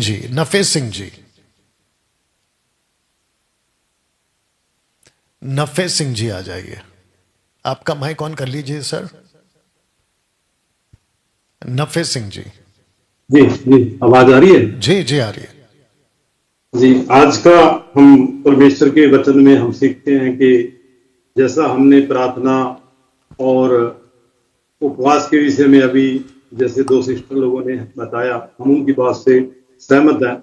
और परमेश्वर चाहता है कि हम जितने भी लोग मसीह की देह में हैं, वो सब आत्मिक उन्नति पाए। तो इसलिए हमारा जो जीवन है वो विश्वास के बाद प्रार्थना का जीवन है। तो हमें प्रार्थना में निरंतर बने रहना है और परमेश्वर के वचन को ठीक रीति से सीखना है। इस प्रकार से हम मत्ती की किताब में देखते हैं, और इसका 6 अध्याय में, अगर 9 में भी हम ये बात देखते हैं, तो वहां पर उसके चेले, जब उनकी आपस में बात हो रही थी यीशु मसीह की और उसके चेलों की, तो वहां पर उन्होंने प्रार्थना करना उनको सिखाया। तो आज हमें भी परमेश्वर के वचन में से हम देखते हैं बहुत सारी बातें कि प्रार्थना हमें किस रीति से करनी है, कैसे करनी है, किस समय, किस लेवल पे प्रार्थना करनी है। तो हमें प्रार्थना का ये हमारा जो मुख्य विषय है, वो हमें परमेश्वर के वचन के द्वारा ही सीखने में मिलता है। तो इस प्रकार से यहाँ पर अगर उपवास के विषय में भी देखें तो उपवास के विषय में भी इसी अध्याय में लिखा है। 5 इसमें मत्ती के 6 अध्याय के 5 पद में लिखा है कि जब तुम प्रार्थना करे तो कपटियों के समान न हो, क्योंकि लोगों को दिखाने के लिए आराधनालयों और सड़कों के मोड़ों पर खड़े होकर प्रार्थना करना उनको अच्छा लगता है। मैं तुमसे सच कहता हूं कि वो अपना प्रतिफल पा चुके। ऐसा करके हम इसमें आगे भी पढ़ सकते हैं। तो ये परमेश्वर का एक हमारे लिए ये परमेश्वर की ये बातें हैं जो बाइबल में लिखी हुई है। तो हमें उपवास को भी कपटियों के समान नहीं करना और जो प्रार्थना है वो भी कपटियों के समान नहीं करना। तो ये हमें इसमें मिलता है। जैसे कि हम फिलिपियों की किताब में भी अगर देखते हैं, फिलिपियों की किताब में उसके 4 अध्याय के और उसके 6 पद में भी लिखा है कि किसी भी बात की क्या ना करो, चिंता ना करो। तो ऐसा करके वहां पे भी लिखा है कि तुम किसी भी बात की चिंता मत करो, परंतु हर बात में तुम्हारे निवेदन, प्रार्थना और विनती के द्वारा धन्यवाद के साथ परमेश्वर के सम्मुख उपस्थित किए जाएं। तो हमें परमेश्वर का जो काम है वो उस बात को समझना है कि परमेश्वर क्या चाहता है। हमारी जो मन की इच्छाएं हैं, जब हम उपवास रखते हैं तो उन पर हमें जय पाने का वरदान मिलता है।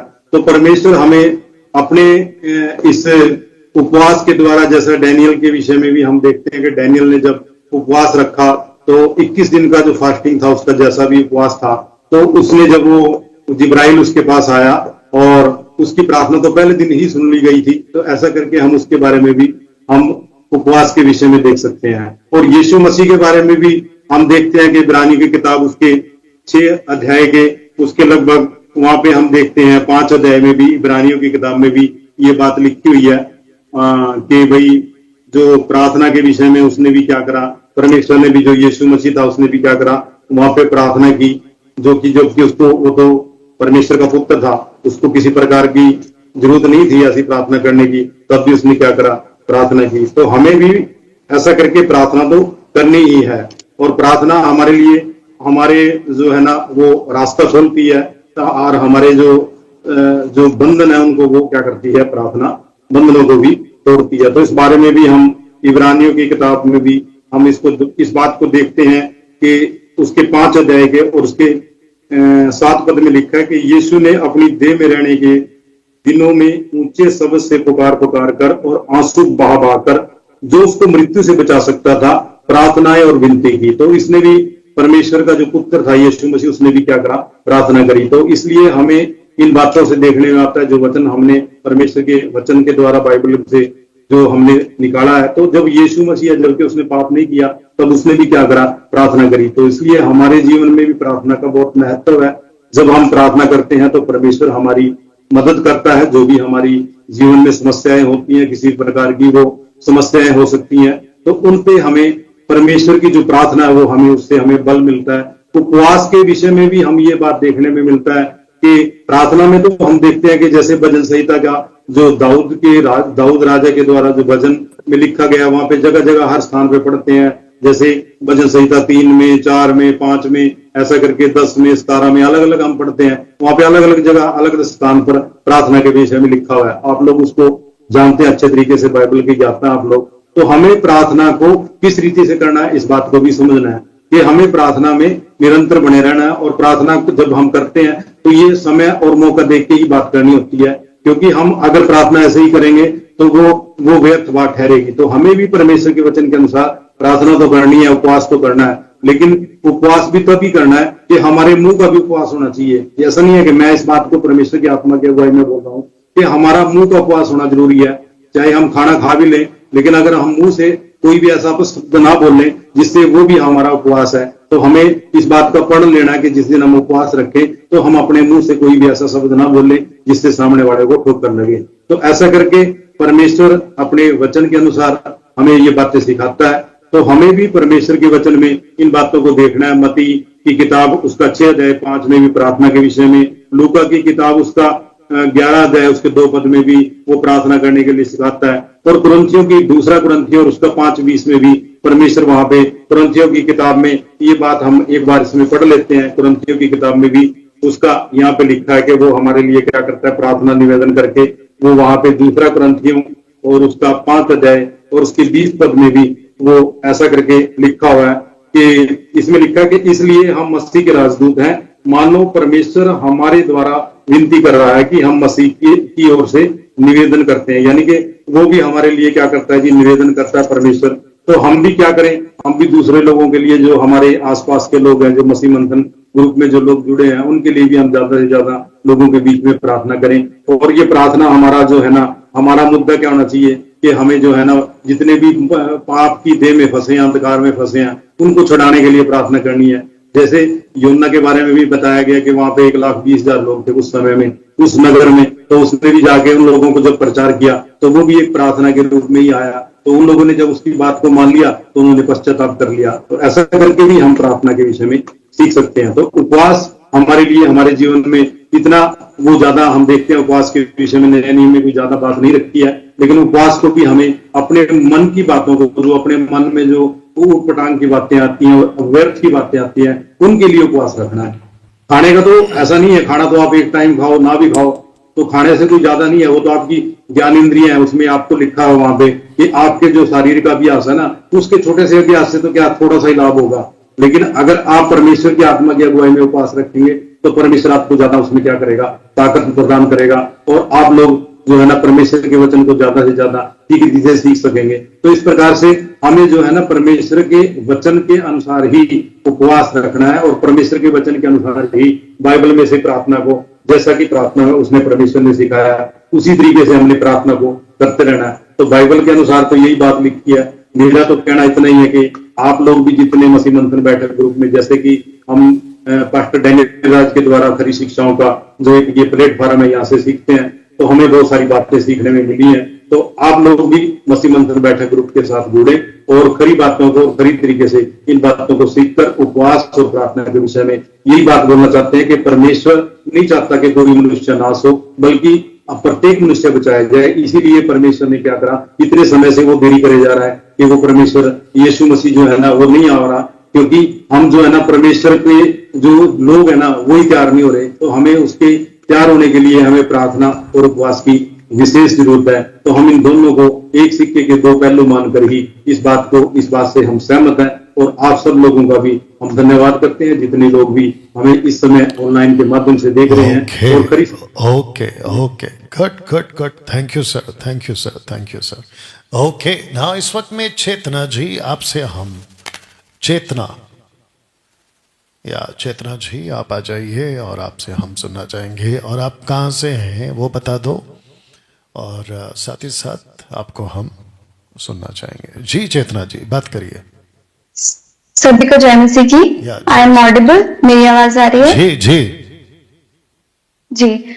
मैं मध्य प्रदेश भोपाल से हूँ, एमएमबी की लीडर हूँ, और बहुत टाइम से जैसे कि हम जानते हैं कि एमएमबी से हम जुड़े हुए हैं और बहुत सारी चीजों को हमने सीखा है। वैसे ही इस टॉपिक को जो आज चल रहा है, उपवास और प्रार्थना, ये बहुत बेसिक है।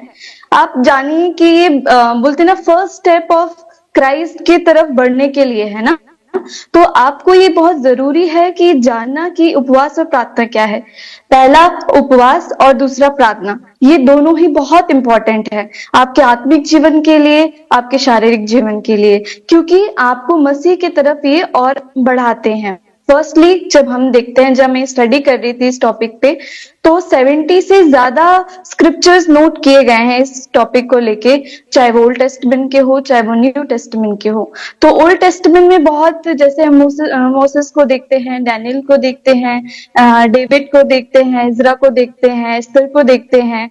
इन सभी को जब हम देखते हैं, चाहे वो मेजर प्रॉफिट्स हो, माइनर प्रॉफिट्स हो, उन सभी लोगों ने बहुत क्लियरली कहा है अपने वचनों में, जब लिखा है, नोट किया है, तो हमने देखा है कि उसमें ये लिखा है कि उन्होंने जब उपवास और प्रार्थना किया तो उसमें बहुत मेन चीज थी, पर्टिकुलरली उन्होंने देखा, हमने जब पढ़ा तब देखा कि वो अपने लोगों के लिए, अपने राज्य के लिए, अपने राजा के लिए, अपने बोलते ना अपकमिंग डिसीजन के लिए और मार्गदर्शन के लिए, इस चीजों के लिए उन्होंने टाट पहन के परमेश्वर के सम्मुख में उपवास और प्रार्थना को किया।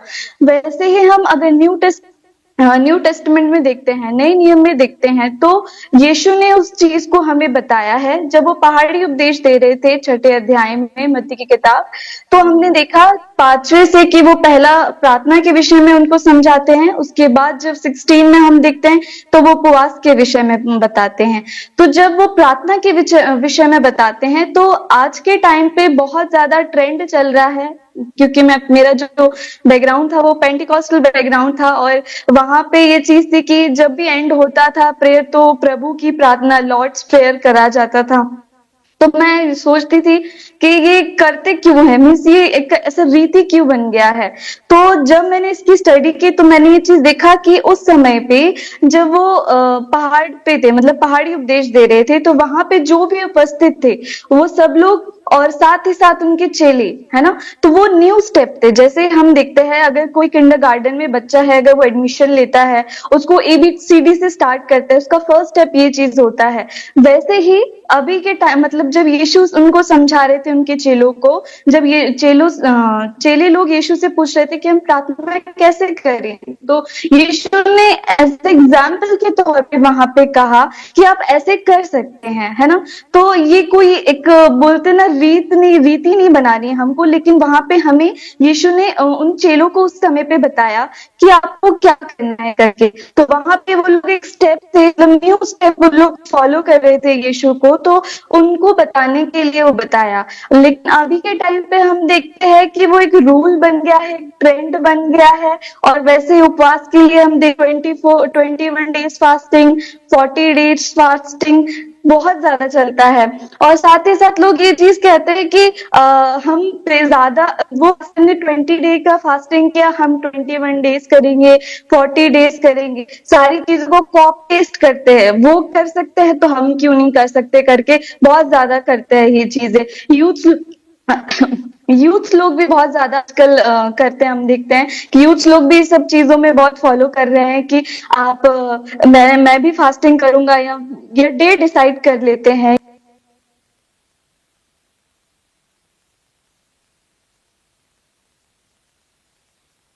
चेक आई थिंक उनका नेटवर्क का इशू आ गया है, तो मुझे जाना पड़ेगा, विकास जी के पास जाना पड़ेगा। विकास जी, अच्छा 1 मिनट, चेतना वापस आ गई है शायद। ओके चेतना, ठीक है, अगर वो वापस आती हैं तो मैं देखता हूँ, वक्त के हिसाब से मौका दूंगा, लेकिन अभी इनको सुनते हैं। विकास जी, आपका माइक ऑन कर लीजिए, या आपका माइक ऑन। पास्टर जी, मेरी आवाज आ रही है आपको? जी जी जी, आ रही है। अच्छा, मैं पुणे देव रोड मसीह मंथन बैठक, यहाँ पे सभा चलती है, उसका मैं प्रभु का दास कड़ी शिक्षा को लेकर, आज का विषय बहुत महत्वपूर्ण है, उसके बारे में मंथन करने जा रहा हूं। अवश्य है कि इस विचार को आप समझेंगे। उपवास प्रार्थना, जिसको इंग्लिश में फास्टिंग प्रेयर बोलते हैं। फास्टिंग प्रेयर, उपवास प्रार्थना, इसकी शुरुआत, प्रार्थना की शुरुआत हम सबको मालूम है, आदम का तीसरा बेटा शेर, उसका पुत्र एनोश के द्वारा हुई है। इसका संदर्भ हमें भी मिलता है उत्पत्ति 4 अध्याय 26 वचन में। वहीं से हम प्रार्थना की शुरुआत को देखते हैं, एनोश के द्वारा। उसके बाद उपवास, उपवास को हम देखते हैं निर्गमन की पुस्तक 34वां अध्याय 28 वचन में, जहां पर जो मूसा परमेश्वर का चुना हुआ दास, जिसको इजराइल लोग जो गुलाम थे मिस्र से आजाद करने के बाद, उनको कनान देश के लिए, प्रतिज्ञा देश के लिए चलने के लिए कानून की जरूरत थी, आज्ञा की जरूरत थी। उस आज्ञा को प्राप्त करने के लिए पहली बार गया, लेकिन पहली बार जब लेके आया तब वही आज्ञा जो उनको पहली आज्ञा मिली थी, उसी आज्ञा का उल्लंघन उसने देखा और उसने क्या किया, उसी समय वो 2 पत्थर की पट्टियां पटक दी। फिर दूसरे बार निर्गमन की 34 अध्याय 28 वचन में देखते हैं, वहां पर यही मूसा दोबारा जाता है और वहां पर 40 दिन और 40 रात का उपवास पकड़ता है उस पट्टिया को लाने की। अब ये तो देखा हमने इसकी शुरुआत। अब आगे जाते हैं, मूसा के बाद अगर किसी ने उपवास पकड़ा है तो हमें दिखने को मिलता है एलिया को। एलिया के बाद अगर 40 दिन का किसी ने उपवास पकड़ा है तो है नए करार का हमारा उद्धारकर्ता प्रभु यीशु मसीह। उसके पहले भी दानियल के द्वारा, दाऊद के द्वारा, नेहम्याह के द्वारा, एस्तर के द्वारा, इजरा के द्वारा, योना के द्वारा भी हम देखते हैं उपवास कभी प्रार्थना। तो उपवास भी जरूर है, प्रार्थना भी जरूर है, अवश्य वहां पे हमको पता जरूर है। लेकिन हम अगर नए करार में आते हैं, क्योंकि हमारे लिए नया करार ही है जो यीशु की वाचा है। नया करार जो यीशु की वाचा में सिखाती है। यीशु मसीह ने स्वयं मत्ती के 4 अध्याय 1 और 2 वचन, लूका की 4 अध्याय 1-2 वचन, यीशु मसीह ने भी 40 दिन और 40 रात जंगल में आत्मा के सिखाने से क्या किया है? उपवास प्रार्थना की, आत्मा के सिखाने से। उसके बाद एक ऐसी स्त्री को देखते हैं जिसका नाम है हन्ना। लूका शुभवर्तमान 2 अध्याय 37 में देखते हैं कि हन्ना 84 वर्ष की विधवा थी, उसने कभी दोबारा शादी नहीं की और उसने दिन रात, उधर लिखा है कि वो उपवास करती थी। वहां पर कितने दिन कितने रात का जिक्र नहीं है, लेकिन वो उपवास प्रार्थना करती थी। उसका उपवास प्रार्थना करना का उद्देश्य, मकसद क्या था कि इजराइल के लिए एक मसीहा जो आने वाला है उसकी बाट जोड़ने के लिए, उसकी प्रतीक्षा करने के लिए वो आएगा और इजराइल लोगों को छुटकारा देगा। तो ये पहली महिला देखते हैं हम नए करार में जिसने उपवास की शुरुआत को हम देखते हैं। अब हम आते हैं आगे। यीशु मसीह ने चेलों को प्रार्थना सिखाया और यीशु मसीह ने चेलों को प्रार्थना सिखाया 6वें अध्याय में। लेकिन प्रार्थना सिखाने से पहले यीशु मसीह ने 6वां अध्याय 5 और 6 अगर पढ़ते हैं तो जब तू उपवास करे। अब जब का मतलब है वहां पर कोई निश्चित समय नहीं है, कोई निश्चित दिन नहीं है, ना सुबह ना दोपहर ना रात, मतलब जब कभी मतलब परमेश्वर की प्रेरणा से आपको इच्छा आ गई, परमेश्वर की आवाज आ गई। जिस तरह फिलिप्पुस को देखते हम कि प्रेरितों के काम 8वें अध्याय में रथ में जो खोजा बैठा था उसको बचाने के लिए, उसके बपतिस्मा के लिए, उसके उद्धार के लिए फिलिप्पुस को आवाज है। ऐसे ही हमें भी अगर परमेश्वर की आवाज आती है किसी के कहने पे नहीं, कोई बताने पे नहीं, मतलब इच्छा, परमेश्वर की इच्छा आपके पास आ गई है, परमेश्वर का आवाज आपके पास आया है और उसको सुनकर आपने उपवास पकड़ा, उसको कहते हैं जब। तो जब ये प्रार्थना करे तो प्रार्थना वहां पर 2 बातों में फोकस है, मतलब दान के ऊपर भी गुप्त है, प्रार्थना के ऊपर गुप्त है और उपवास के ऊपर गुप्त है। मतलब आपकी प्रार्थना और आपका उपवास गुप्त के ऊपर यीशु मसीह ने फोकस दिया है, ताकि उधर यही लिखा है कि तुम्हारा पिता जो गुप्त में है देखता है और वो प्रतिफल देगा, प्रार्थना के लिए भी और उपवास के लिए भी। अब आ गई बात, हमको उपवास जरूरी है अवश्य, कि यीशु मसीह ने जो 6वें अध्याय में प्रार्थना सिखाया वहां पर 3 संबंधों को देखा जाता है। 2 संबंध वैसे है।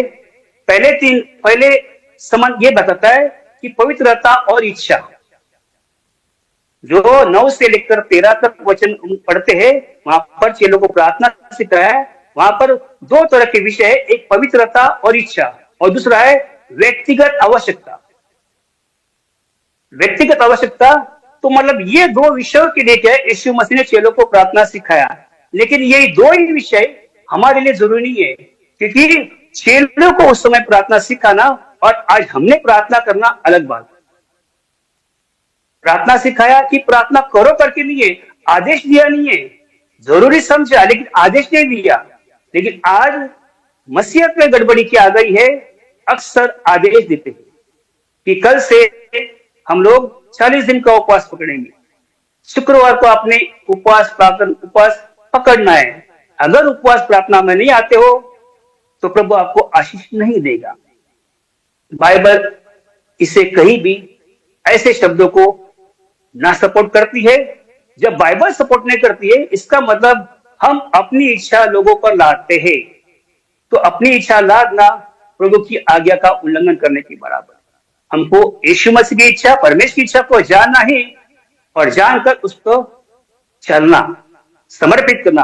पास्टर जी ने क्लियर बताया कि उपवास का मतलब है खुद को परमेश्वर के लिए अलग करना। परमेश्वर के लिए अलग करना मतलब परमेश्वर के काम के लिए, परमेश्वर की इच्छा के लिए, परमेश्वर ने दी हुई सेवकाई के लिए। आज परमेश्वर ने सेवकाई कौन सी दी हमें? यीशु मसीह ने सेवकाई इसलिए दी ताकि एक भी आत्मा नाश न हो जाए, हर एक को बचाया जाए। लेकिन आज बचाने के आड़ में कई लोग इस उपवास और प्रार्थना के पीछे बिजनेस करते हैं। अक्सर देखा गया है मसीहत में कि उपवास प्रार्थना रखना है और उपवास प्रार्थना खत्म होने के बाद कौन कौन लोग क्या क्या चीज खाने के लिए लेके आएगा, कौन कौन लोग क्या क्या चीज ऑफर करेगा, इसका बिजनेस। और अक्सर ऐसा देखा गया है कई व्यक्ति क्या करते हैं उपवास प्रार्थना के बाद कुछ लाया हुआ चीज है ना, जैसे मान लो उपवास प्रार्थना में आज 20 लोग बैठे और लाया है उसने कम से कम 25 या 30 लोग, तो क्या करते? ओनली 20 लोगों को बांटते, बाकी सारा बचा हुआ अपने परिवार के लिए या 2 दिन के खाने के लिए क्या है इंतजाम करते, जो कि ये गलत है। मतलब उपवास के नाम पर, प्रार्थना के नाम पर हम क्या करते? अपना पेट भरते, जिसको बाइबल कहती है पेट की सेवकाई, जो हमको नहीं करना है। क्योंकि ऐसा करना दिखाता है कि हम प्रभु के नाम के लिए सेवकाई कर रहे, काम के लिए सेवकाई नहीं कर रहे। हमको प्रभु के काम के लिए सेवकाई करना है।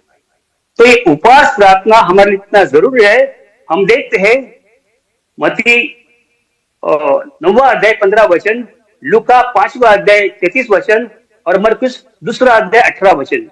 यहाँ तीनों संदर्भ में ये लिखा गया है कि यीशु मसीह को फरीसी लोग पूछते हैं कि यूहन्ना बपतिस्मा देने वाले ना उसके चेले क्या करते? उपवास करते हैं, लेकिन तेरे चेले तो उपवास नहीं करते। अब वहां पर ऐसी बात हमें जाहिर होती है कि यहूदी लोग क्या करते थे? प्रायश्चित के दिन ठहराया जाता था, उस दिन लोग क्या करते थे? लेवी व्यवस्था की पुस्तक 23वां अध्याय 2 वचन और लेवी व्यवस्था की पुस्तक 23वां अध्याय 32वां वचन, वहां पर क्या लिखा है कि जीव को दुख देना, जीव को दुख देना मतलब कोई काम काज नहीं करना। लेकिन आज क्या किया गया है? लोगों को क्या बोलते हैं? आपको उपवास पकड़ना है, उपवास पकड़ना है, शारीरिक रीति से हमको उपवास नहीं पकड़ना है, भोजन को त्याग कर उपवास नहीं पकड़ना है, वजन को कम कराने के लिए उपवास नहीं पकड़ना है, वो तो डाइटिंग का जरिया हो गया। लेकिन डाइटिंग नहीं है, ये हमें आत्मिक उपहार जो परमेश्वर से प्राप्त होना है। उपवास दिखाता है परमेश्वर के साथ हमारा रिश्ता, गहरा रिश्ता। उपवास दिखाता है परमेश्वर के साथ हमारा संबंध। आपके पास ऐसा 1 मिनट रखना और अगर है। करते हैं 1 मिनट और है आपके पास। और आपके पास एक जरूरी जो बात है, आज उपवास प्रार्थना के जरिए लोगों ने अधिकार प्राप्त किया है कि हमको यीशु मसीह क्यों अधिकार नहीं है? यीशु मसीह को हमारे ऊपर अधिकार है, लेकिन अधिकार में हम प्रार्थना में क्या करते हैं? हुक्म देते हैं। रोमी की पत्री 9वां अध्याय 21 में क्लियर किया है कि कुम्हार को मिट्टी पर अधिकार है, मिट्टी को कुम्हार पर अधिकार नहीं है। मैं विश्वास करता हूं इस छोटे सी बातों के द्वारा ओके जो मन था उपवास प्रार्थना के बारे में समझाने की सहायता किया। प्रभु इस बात को आशीष। Okay thank you pastor ji, thank you. Okay, Rohit Tribhuvan, Rohit Tribhuvan, या आप आ जाइए सर। रोहित जी आपका माइक ऑन कर लीजिए और आप आ जाइए। Yes pastor, praise Lord. सभी को मेरी आवाज आ रही होगी, आशा रखता हूँ। जी आ रही है। और मैं पुणे से एमएमई मंथन लीडर रोहित त्रिभुवन बात कर रहा हूँ जी। जो विषय आज का है प्रार्थना और उपवास, तो कुछ वचन मैं पढ़ूंगा और इसके बारे में हम मंथन करेंगे। जैसे कि मत्ती 6वां अध्याय प्रार्थना 5 से लेके हम 7 तक वचन पढ़ेंगे। जब तू प्रार्थना करे तो कपटियों के समान ना हो, क्योंकि लोग को देखने के लिए आराधनालयों में और सड़कों में मोड़ों पर खड़े होकर प्रार्थना करना उनको अच्छा लगता है। मैं तुमसे सच कहता हूं कि वे अपना प्रतिफल पा चुके। परंतु जब तू प्रार्थना करे तो अपनी कोठरी में जा और द्वार बंद करके अपने पिता से जो गुप्त में प्रार्थना कर, तब मेरा पिता जो गुप्त में देखता है तुझे प्रतिफल देगा। प्रार्थना करते समय अन्य जातियों के समान बकबक ना करो, क्योंकि वे समझते हैं कि उनके बहुत बोलने से उनकी सुनी जाएगी। और उसी रीति से उपवास के लिए मैं वचन पढ़ूंगा, 6वां अध्याय मत्ती का ही 16 से लेके कुछ वचन हम पढ़ेंगे।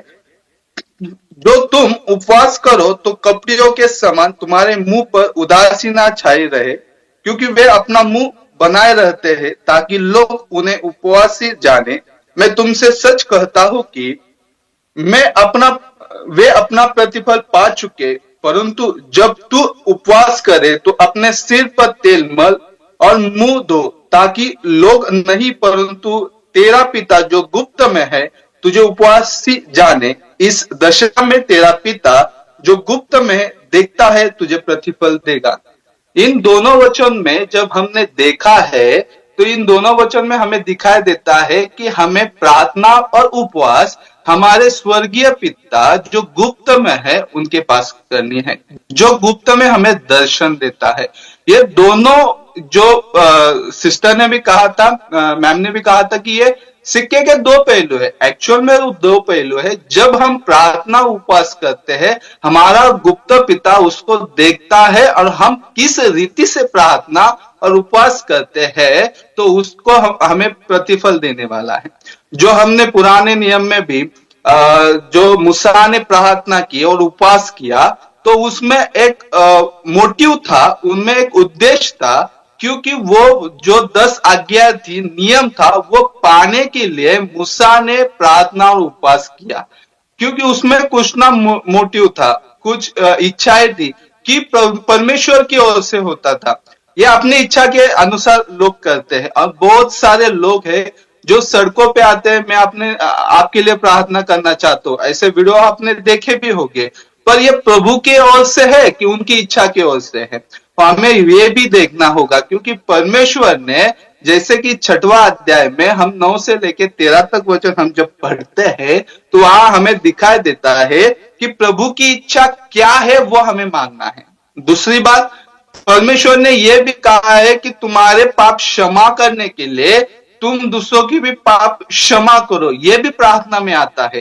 तो हमें वो भी चीज प्रार्थना में करनी है, ये प्रभु की इच्छा है। और प्रभु की इच्छा ये भी है, 6वां अध्याय में हम 33 वचन जब जाते हैं तो ये भी लिखा है, पहले तुम मेरे राज्य का काम करो तो जो चीज तुम्हें चाहिए वो तुम्हें मिलेगी। हमें उस राज्य के लिए, प्रचार के लिए, सुसमाचार के लिए प्रार्थना करना है। उपवास उसके लिए करना है कि मेरे द्वार खोले जाए, मैं प्रचार करने के लिए मेरे द्वार खोले जाए, मैं जहां जा रहा हूं अच्छे रीति में बात कर पाऊं, इसके लिए मुझे सामर्थ्य मिले, क्योंकि वचन यही हमसे बातें करता है। जैसे कि जब हम ये देखते हैं, बहुत सारा लोगों ने गलत उसका मीनिंग लिया है। जो प्रभु यीशु मसीह ने, पवित्र आत्मा ने उनको जंगल में लेके गए और उनके तौर से 40 दिन और 40 रात उपवास हुआ, निराकार में भोजन नहीं किया प्रभु ने, तो वहां पे उन्होंने एक प्रथा चालू कर दी। आज सब लोग, जैसे कि बहुत सारे चर्चेस में 40 दिन का उपवास रखते हैं, प्रार्थना रखते हैं, पर एक्चुअल में वो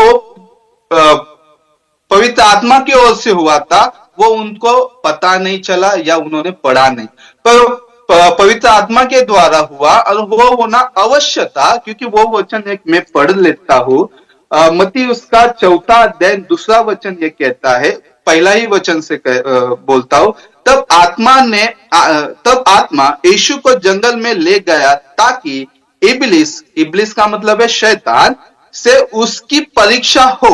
वह 40 दिन और 40 रात निराहार रहा, तब उसे भूख लगी। तो पवित्र आत्मा की इच्छा थी कि वो मनुष्य रूप में आया था, और मनुष्य रूप में आने के बाद जो लड़ाई थी वो शैतान के साथ थी, तो उससे लड़ने के लिए वो शरीर तैयार करना चाहता था पवित्र आत्मा, और वो बात वहां पे घटी। एक उद्देश्य के साथ वो उपवास हुआ, पर अभी उद्देश्य के साथ होता नहीं है। बहुत सारे लोग दिन ठहराते, 21 दिन ठहराते, 7 दिन ठहराते, 3 दिन ठहराते, 40 दिन ठहराते, ये उद्देश्य नहीं होता है। उद्देश्य क्या होना चाहिए?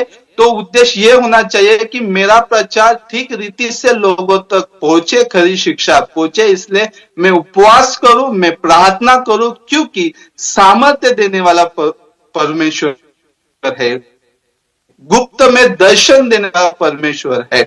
उसी रीति से पौलुस भी कहता है निरंतर प्रार्थना करो। इसका मतलब हमें रात दिन प्रार्थना नहीं करने। मैं जहां भी जाऊं, मैं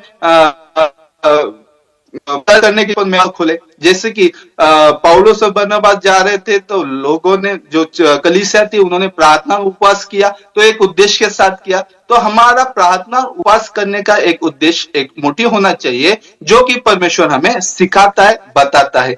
जैसे कि वचन में जो मैंने पढ़ा, मत्ती 6वां अध्याय 5 से लेकर 7 तक जो वचन पढ़ा, उसमें अन्य जाति के समान बकबक ना करना है। तो बहुत सारे अभी जो हमारा टॉपिक है 21 तारीख को अन्य भाषा के ऊपर, उसमें भी लोग बहुत बकबक करते हैं और वो कहते हैं कि नहीं, परमेश्वर ने कहा हुआ है। तो उसके लिए मैं एक वचन पढ़ देता हूं, वो भी समझ में आएगा। पहला करंती 14 अध्याय और 13 और 14 वचन में पढ़ूंगा। इस कारण जो अन्य भाषा में बोले वह प्रार्थना करे कि उसका अनुवाद भी कर सके। तो यहाँ पे वचन ये साफ रीति से कहता है कि जो अन्य भाषा बोलता है तो उसका मकसद होना चाहिए कि अनुवाद हो। तो वो अनुवाद होने के लिए हमें प्रार्थना करना, एक मकसद है उसके पीछे, एक मोटिव है उसके पीछे। उसकी रीति से वचन 14 ये कहता है, इसलिए यदि मैं अन्य भाषा में प्रार्थना करूं तो मेरी आत्मा प्रार्थना करती है, परंतु मेरी बुद्धि काम नहीं लेती। अतः क्या करना चाहिए? मैं प्रार्थना आत्मा से भी प्रार्थना करूंगा और बुद्धि से भी प्रार्थना करूंगा। मैं आत्मा से गाऊंगा और बुद्धि से भी गाऊंगा। तो यहाँ पे बुद्धि से प्रार्थना करने के लिए कहा है, मतलब दोनों, जो शरीर और आत्मा एकजुट होकर परमेश्वर के पास जानी चाहिए। तो बुद्धि से हमें प्रार्थना करने, इसलिए वचन ये कहता है जिसको बुद्धि की घटी हो वो मुझसे प्रार्थना करे, क्योंकि मैं सेत में देने वाला परमेश्वर हूं, मैं दया करने वाला परमेश्वर, ऐसा वचन कहता है। तो हमें बुद्धि मांगना है परमेश्वर से। बुद्धि क्यों मांगना है? क्योंकि वचन होशे 4:6 में कहता है मेरे ज्ञान ना होने के कारण मेरी प्रजा नाश हो रही है। तो बुद्धि आती है ज्ञान की ओर से। तो बुद्धि मांगना है ज्ञान प्राप्त करने के लिए। प्रार्थना किस वक्त कहाँ करनी है, उपवास किस वक्त कहाँ करना है, यीशु की इच्छा, परमेश्वर की इच्छा क्या है, वो जानना हमें पहले प्रथम स्थान देना है कि परमेश्वर की इच्छा क्या है। तो हमें यही सीखने मिलता है प्रार्थना उपवास के और मुझे चांस दिया, इसलिए मैं डैनियल राज का भी धन्यवाद करता हूँ, पास्टर डैनियल राज का भी। Thank you. थोड़ा फास्ट होगा। नहीं, अच्छा, गुड। ओके, इस वक्त में मेरे साथ में गोविंद है, ब्रदर गोविंद जी, और बाद में राज किशोर को मैं देखता हूँ टाइम के हिसाब से, लेकिन अभी फिलहाल गोविंद जी से बात करते हैं। Yes brother. जी पास्टर जी, आवाज आ रहा है पास्टर जी? जी आ रहा है जी। मसीह मंथन बैठक के तरफ से मैं गोविंद कुमार, नॉर्थ ईस्ट असम से, जो फेसबुक में और यूट्यूब में देख रहे हैं मुझे, और आप सबका स्वागत करता हूं और पास्टर जी को धन्यवाद देता हूं कि ऐसे उम्दा विषय आप लेके आते हैं पास्टर जी, वाकई सीखने योग्य है। जैसे बाकी सब ने, हमारे सिस्टर ब्रदर्स ने कहा, वो कट टू कट पॉइंट है, तो मैं भी कुछ पॉइंट रखना चाहूंगा। होशे 4:6 में कहा है मेरे ज्ञान के ना होने से मेरी प्रजा नाश हो रही है। उसी तरह से उपवास जो सिक्के की दो पहलू है, जो हमारे जीवन का, मसीह समाज का, जो मसीह जीवन का जो हिस्सा है, अगर सही ज्ञान ना हो तो बिगड़ सकता है बहुत चीज। और इस बात को लेके मैं कुछ महीने पहले एक घटना हुई थी साउथ अफ्रीका में, जिसने 40 दिन बिना पानी के और बिना खाना के उनको रखवा दिया उपवास, अपने मंडली को, और वो सब के सब मर गए और उनको कब्र में दफन कर दिया गया। वजह क्या था? मेरे ज्ञान के ना होने से मेरी प्रजा नाश हो रही है। और ये बीबीसी में आया था। ये जानना जरूरी है, बहुत जरूरी है। और मैं ये कहता हूं कि उपवास नीति नियम नहीं है, रीति रिवाज नहीं है। कईयों का रीति रिवाज है ऐसा, जैसे कि गुड फ्राइडे के दिन में, लेंट के दिन में 40 दिन रख देते हैं, फिर 21 दिन रख देते हैं। मेरा मन कर रहा है, मुझे अगुवाई मिला है। हमें उनकी अगुवाई नहीं, पवित्र आत्मा की अगुवाई की जरूरत है। उपवास जरूरी नहीं है, लेकिन उपवास करना पाप भी नहीं है जी।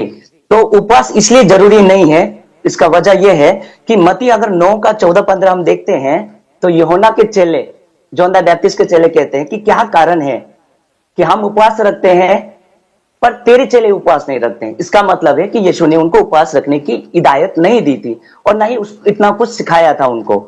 लेकिन यीशु ने कहा कि जब बाराती के संग दूल्हा है तो क्या वो उपवास रखेंगे? लेकिन वो दिन आएंगे जब दूल्हा को क्रूस पे लटका दिया जाएगा, वो शोक करेंगे। लिखा है कि वो शोक करेंगे, उस दिन वो उपवास रखेंगे। तो उपवास यहाँ पे एक तरह का शोक भी है। हम किसी के प्रति अगर शोक जाहिर करते हैं वो भी एक तरह का उपवास है। लेकिन मैं कह देना चाहता हूं, इसी बात को अगर मैं कहूं मत्ती 28 का 18, 19, 20 में देखेंगे तो दूल्हा तो हमारे साथ है, क्योंकि यीशु ने कहा चेला बनाओ, जातियों में जाओ, पिता पुत्र पवित्र आत्मा के नाम से बपतिस्मा दो, और लास्ट में जब कहते हैं कि देखो मैं जगत के अंत तक तुम्हारे साथ हूं, इसका मतलब दूल्हा तो हमारे साथ है। फिर हम किस बात का शोक करें? अनंत तक वो हमारे साथ है। उसके बाद हम देखेंगे उपवास करना तभी है जब पवित्र आत्मा अगुवाई करता है। जब हमें पवित्र आत्मा की अगुवाई मिलती है हमें उपवास रखना चाहिए। अब मैं आपको बता देना चाहता हूं, कुछ लोग कहते हैं कि यीशु ने 40 दिन निराहार रहा और भूखे रहे, उपवास रखे, ठीक है, लेकिन यीशु खुद नहीं रखे। लिखा है कि जैसे ही बपतिस्मा लिया उन्होंने, आत्मा ने तुरंत जंगल में ले गया। यहां आत्मा, पवित्र आत्मा की अगुवाई दिख रहा है मुझे यहां पे। तुरंत जंगल में लेके गए। और इसी वचन को अगर मरकुस में देखेंगे, मरकुस के वचन में 1 का 12 में देखेंगे तो लिखा है कि तब आत्मा ने तुरंत उसको जंगल की ओर ले गया। 40 दिन तक शैतान ने परीक्षा की, और ऐसा भी लिखा है कि स्वर्गदूत उनकी सेवा टहल करते थे। तो कैसे भूख लगेगी? पवित्र आत्मा जब साथ में है तो कैसे भूख लगेगी? और मत्ती में भी लिखा हुआ है कि 40 दिन तक लिखा है, तब जाके भूख लगी, इससे पहले नहीं लगी। जब आप आत्मा की अगुवाई में रहेंगे ना तो आपका मुंह सूखा नहीं पड़ेगा जैसे कपटियां करते हैं दिखाने के लिए। यीशु मसीह ने कहा था कि इनके चेहरे में उदासी छाई होती है दिखाने के लिए। और कई ऐसे लोग जो धर्म गुरु बन के बैठे हुए हैं, वो अपने आप को दिखाने के लिए, अरे हम धर्मी लोग हैं, बहुत ही ज्यादा उपवास करते हैं। और आपको पता होगा कि यीशु मसीह ने एक दृष्टांत दिया था कि एक व्यक्ति शास्त्री था, फरीसी था, और वो प्रार्थना कर रहा था, और उसी के बगल में चुंगी लेने वाला भी प्रार्थना कर रहा था। और वो कहता है कि प्रार्थना में कि प्रभु मैं इसकी तरह नहीं हूं, मैं दिन में 3 बार उपवास रखता हूं और मैं दान देता हूं, दशमांश देता हूं, लेकिन इसकी तरह पापी नहीं हूं। और दूसरा जो चुंगी लेने वाला है उसकी प्रार्थना देखिए, वो पछताप करता है। देखिए प्रार्थना दोनों सिक्कों का 2 हिस्सा है, उपवास और प्रार्थना। वो पछताप करता है, कहता है कि हे प्रभु मैं पापी मनुष्य हूं, छाती पीट पीट के करता है। और प्रभु यीशु कहते हैं कि उसकी प्रार्थना सुनाई हुई। ये दिखावटी वाला नहीं, जो नीति नियम बना के बैठे हैं, ये उपवास नहीं है। उचित उपवास के बारे में यशायाह 58 में लिखा हुआ है कि मैं कैसा उपवास चाहता हूं। आपस में तुम घुसे मारते हो, तुम्हारा मन में दीनता नहीं है, आपस में प्रेम नहीं है, लेकिन मैं चाहता हूं कि जो बंधन में बंधे हुए हैं उसको तुम छुड़ा लो। ये भी एक तरह का उपवास है। जब आप किसी को अंधकार में जाते हो उसको बचाते हो, वो भी एक तरह का उपवास है। और ऐसे जो नरक में जा रहे हैं उनको झपट से अगर बचाते हो, वो भी एक तरह का उपवास है। अगर आप, कुछ लोग कहते हैं कि देखो मूसा ने 40 दिन तक रखा, जब आप उसको कॉन्टेक्स्ट में पढ़ेंगे मूसा का उपवास को, यहां पे मैं रख देना चाहता हूं। निर्गमन 34 का जो आप देखेंगे 2 पद में, तो सवेरे तैयार रहना करके प्रभु ने पहले ही कह दिया था कि देखो 2 पट्टी लेके आ जाना, सीने पर्वत पर लेके आ जाना, और वहां में एक वाचा दूंगा, मतलब 2 पट्टियों पे मैं अपनी नई आज्ञा दूंगा।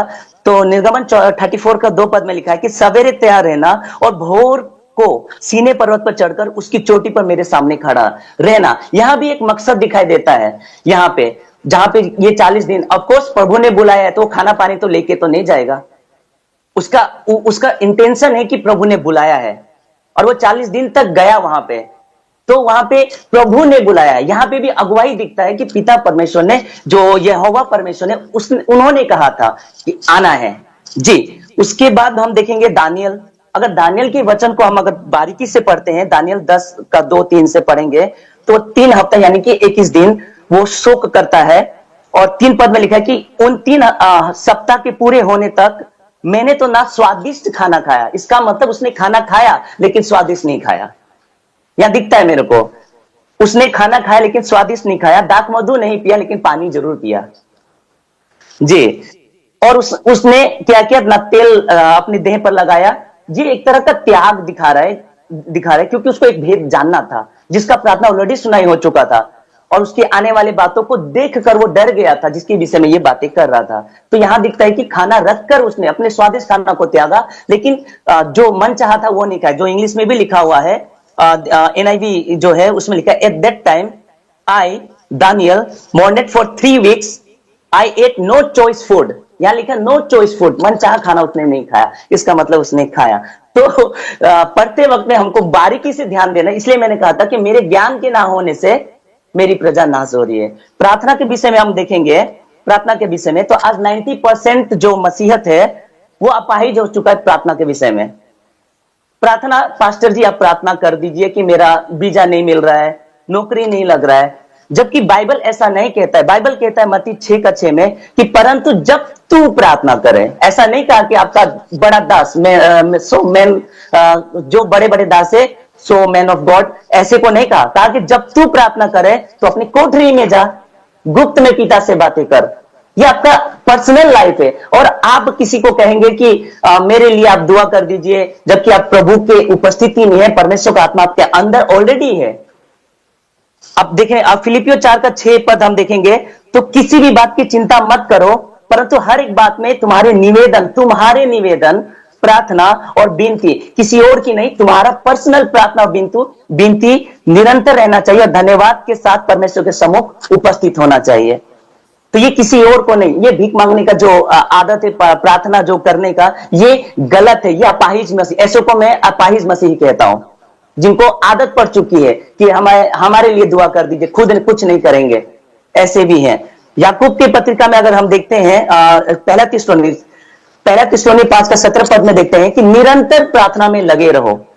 ये किसी और को नहीं कहा गया, ये हमारे मसीह जीवन को, मसीह लोगों को कहा गया कि तुम निरंतर प्रार्थना में लगे रहो। अब निरंतर प्रार्थना में लगने के लिए आप किसी पास्टर को कहेंगे कि आप मेरे लिए प्रार्थना निरंतर कर दीजिए, ये आपका है। इसके बाद में याकूब 5:13 देखेंगे, यदि तुम में कोई दुखी हो तो वह प्रार्थना करे। क्रिस्टल क्लियर है। तो मैं इतना ही कहना चाहूंगा कि उपवास सही ज्ञान वचन के आधार पर परमेश्वर की अगुवाई, पवित्र आत्मा की अगुवाई पे होना चाहिए, ना कि मेरी इच्छा से। मेरा मन कर रहा है तो किसी दास ने कह दिया कि मुझे मेरा मन कर रहा है इस तरह से, अपने इच्छा से नहीं, परमेश्वर की इच्छा से उपवास होना चाहिए। उसमें भी परमेश्वर का राज्य का मकसद होना चाहिए हर चीज में। थैंक यू पास्टर जी, मैं इतना ही कहना चाहता हूँ। घट बहुत अच्छा, बहुत अच्छा।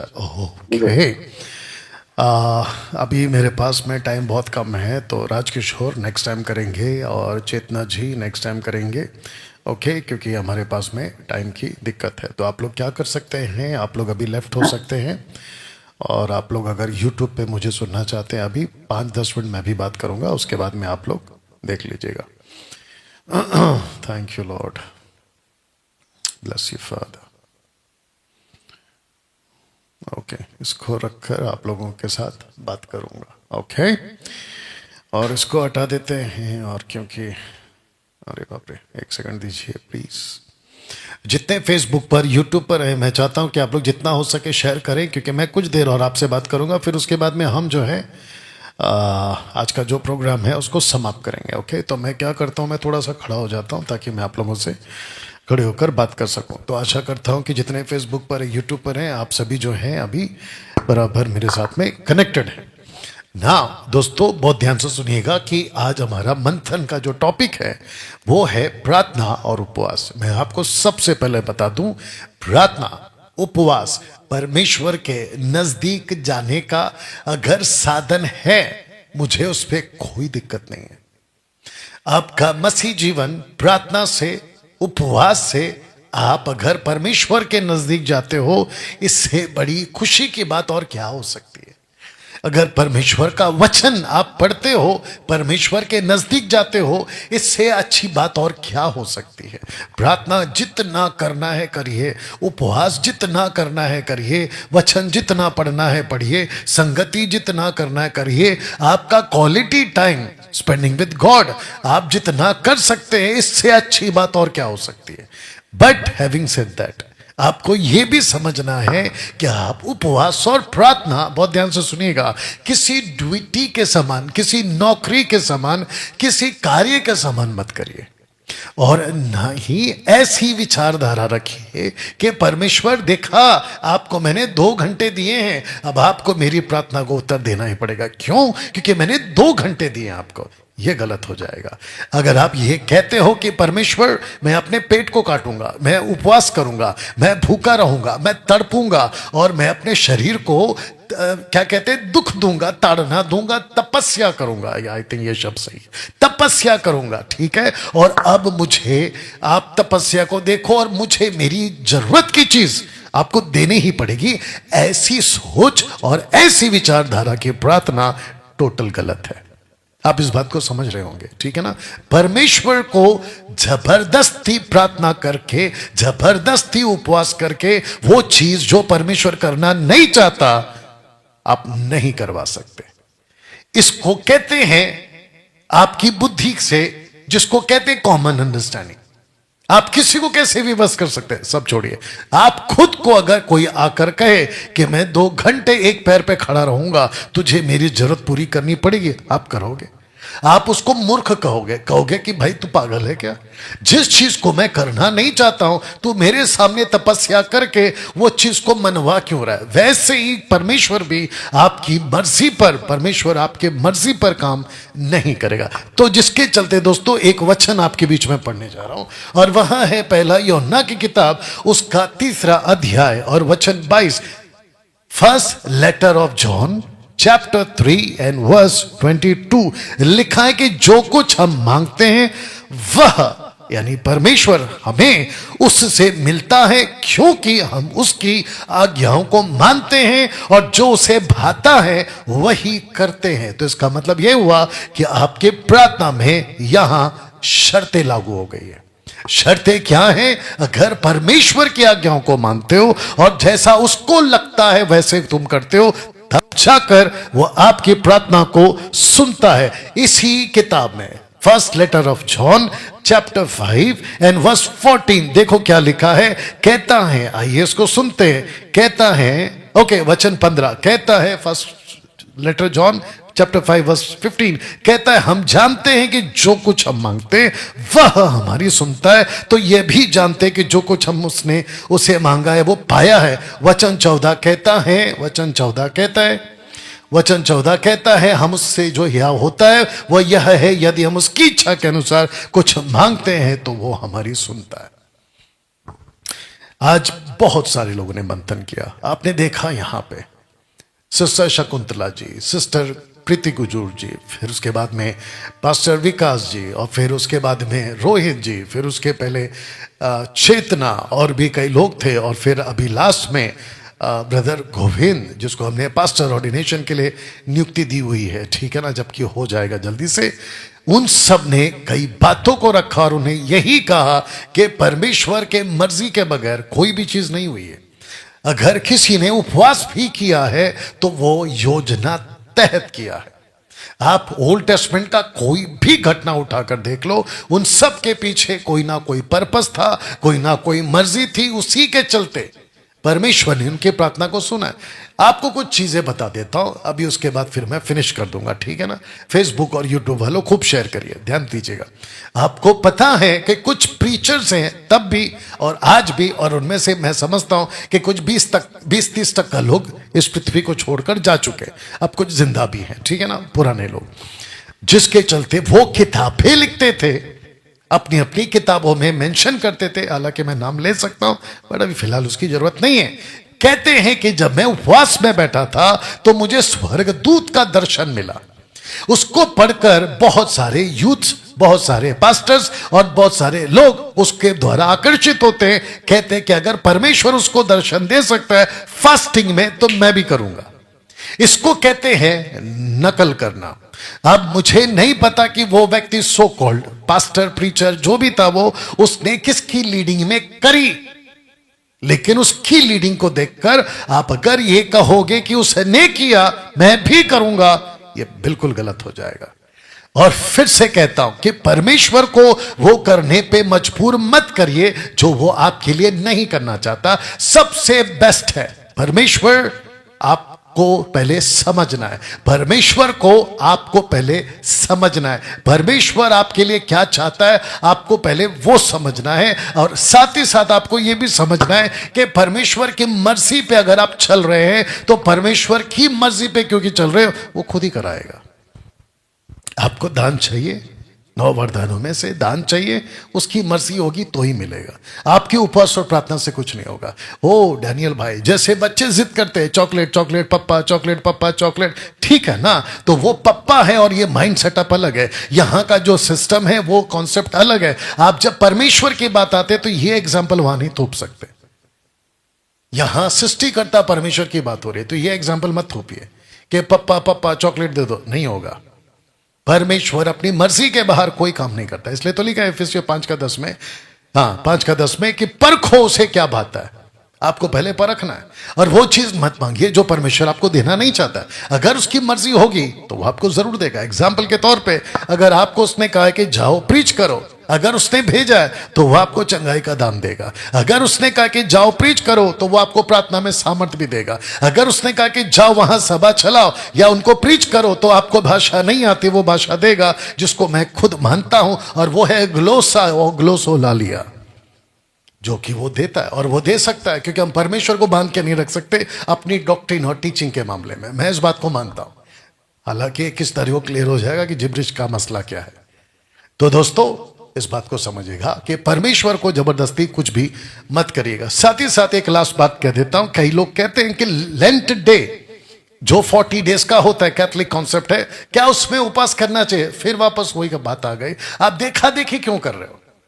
हाँ, जो कैथलिक वाले, क्योंकि मैं भी पहले कैथलिक था, तो जो कैथलिक वाले होते हैं वो रूढ़िवादी हो जाते हैं, क्योंकि वो देखते हैं कि पूरा का पूरा चर्च ऐसा कर रहा है तो मुझे भी करना है, तो वो उसके कॉन्सेप्ट में चले जाते हैं। तो ये तो वो कॉन्सेप्ट हो गया।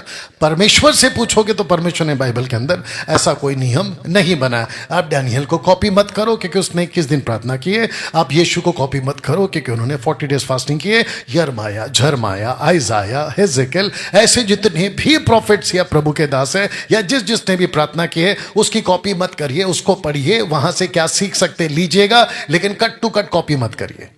जैसे गोविंद ने कहा कि कई लोग मर भी गए, फास्टिंग कैन बी डेंजरस, और वो ऐसी ऐसी चीजें कर जाते हैं जो परमेश्वर उनको करने को नहीं कहता। तो देखा देखी मत करिए। डैनियल भाई, क्या हम हफ्ते में 1 दिन उपवास कर सकते? That is up to you, वो आपके ऊपर है। अगर आपको लगता है कि 1 दिन मैं शांति से बैठ के मेडिटेट कर सकता हूं तो बिल्कुल करिए, यह आपका चॉइस है।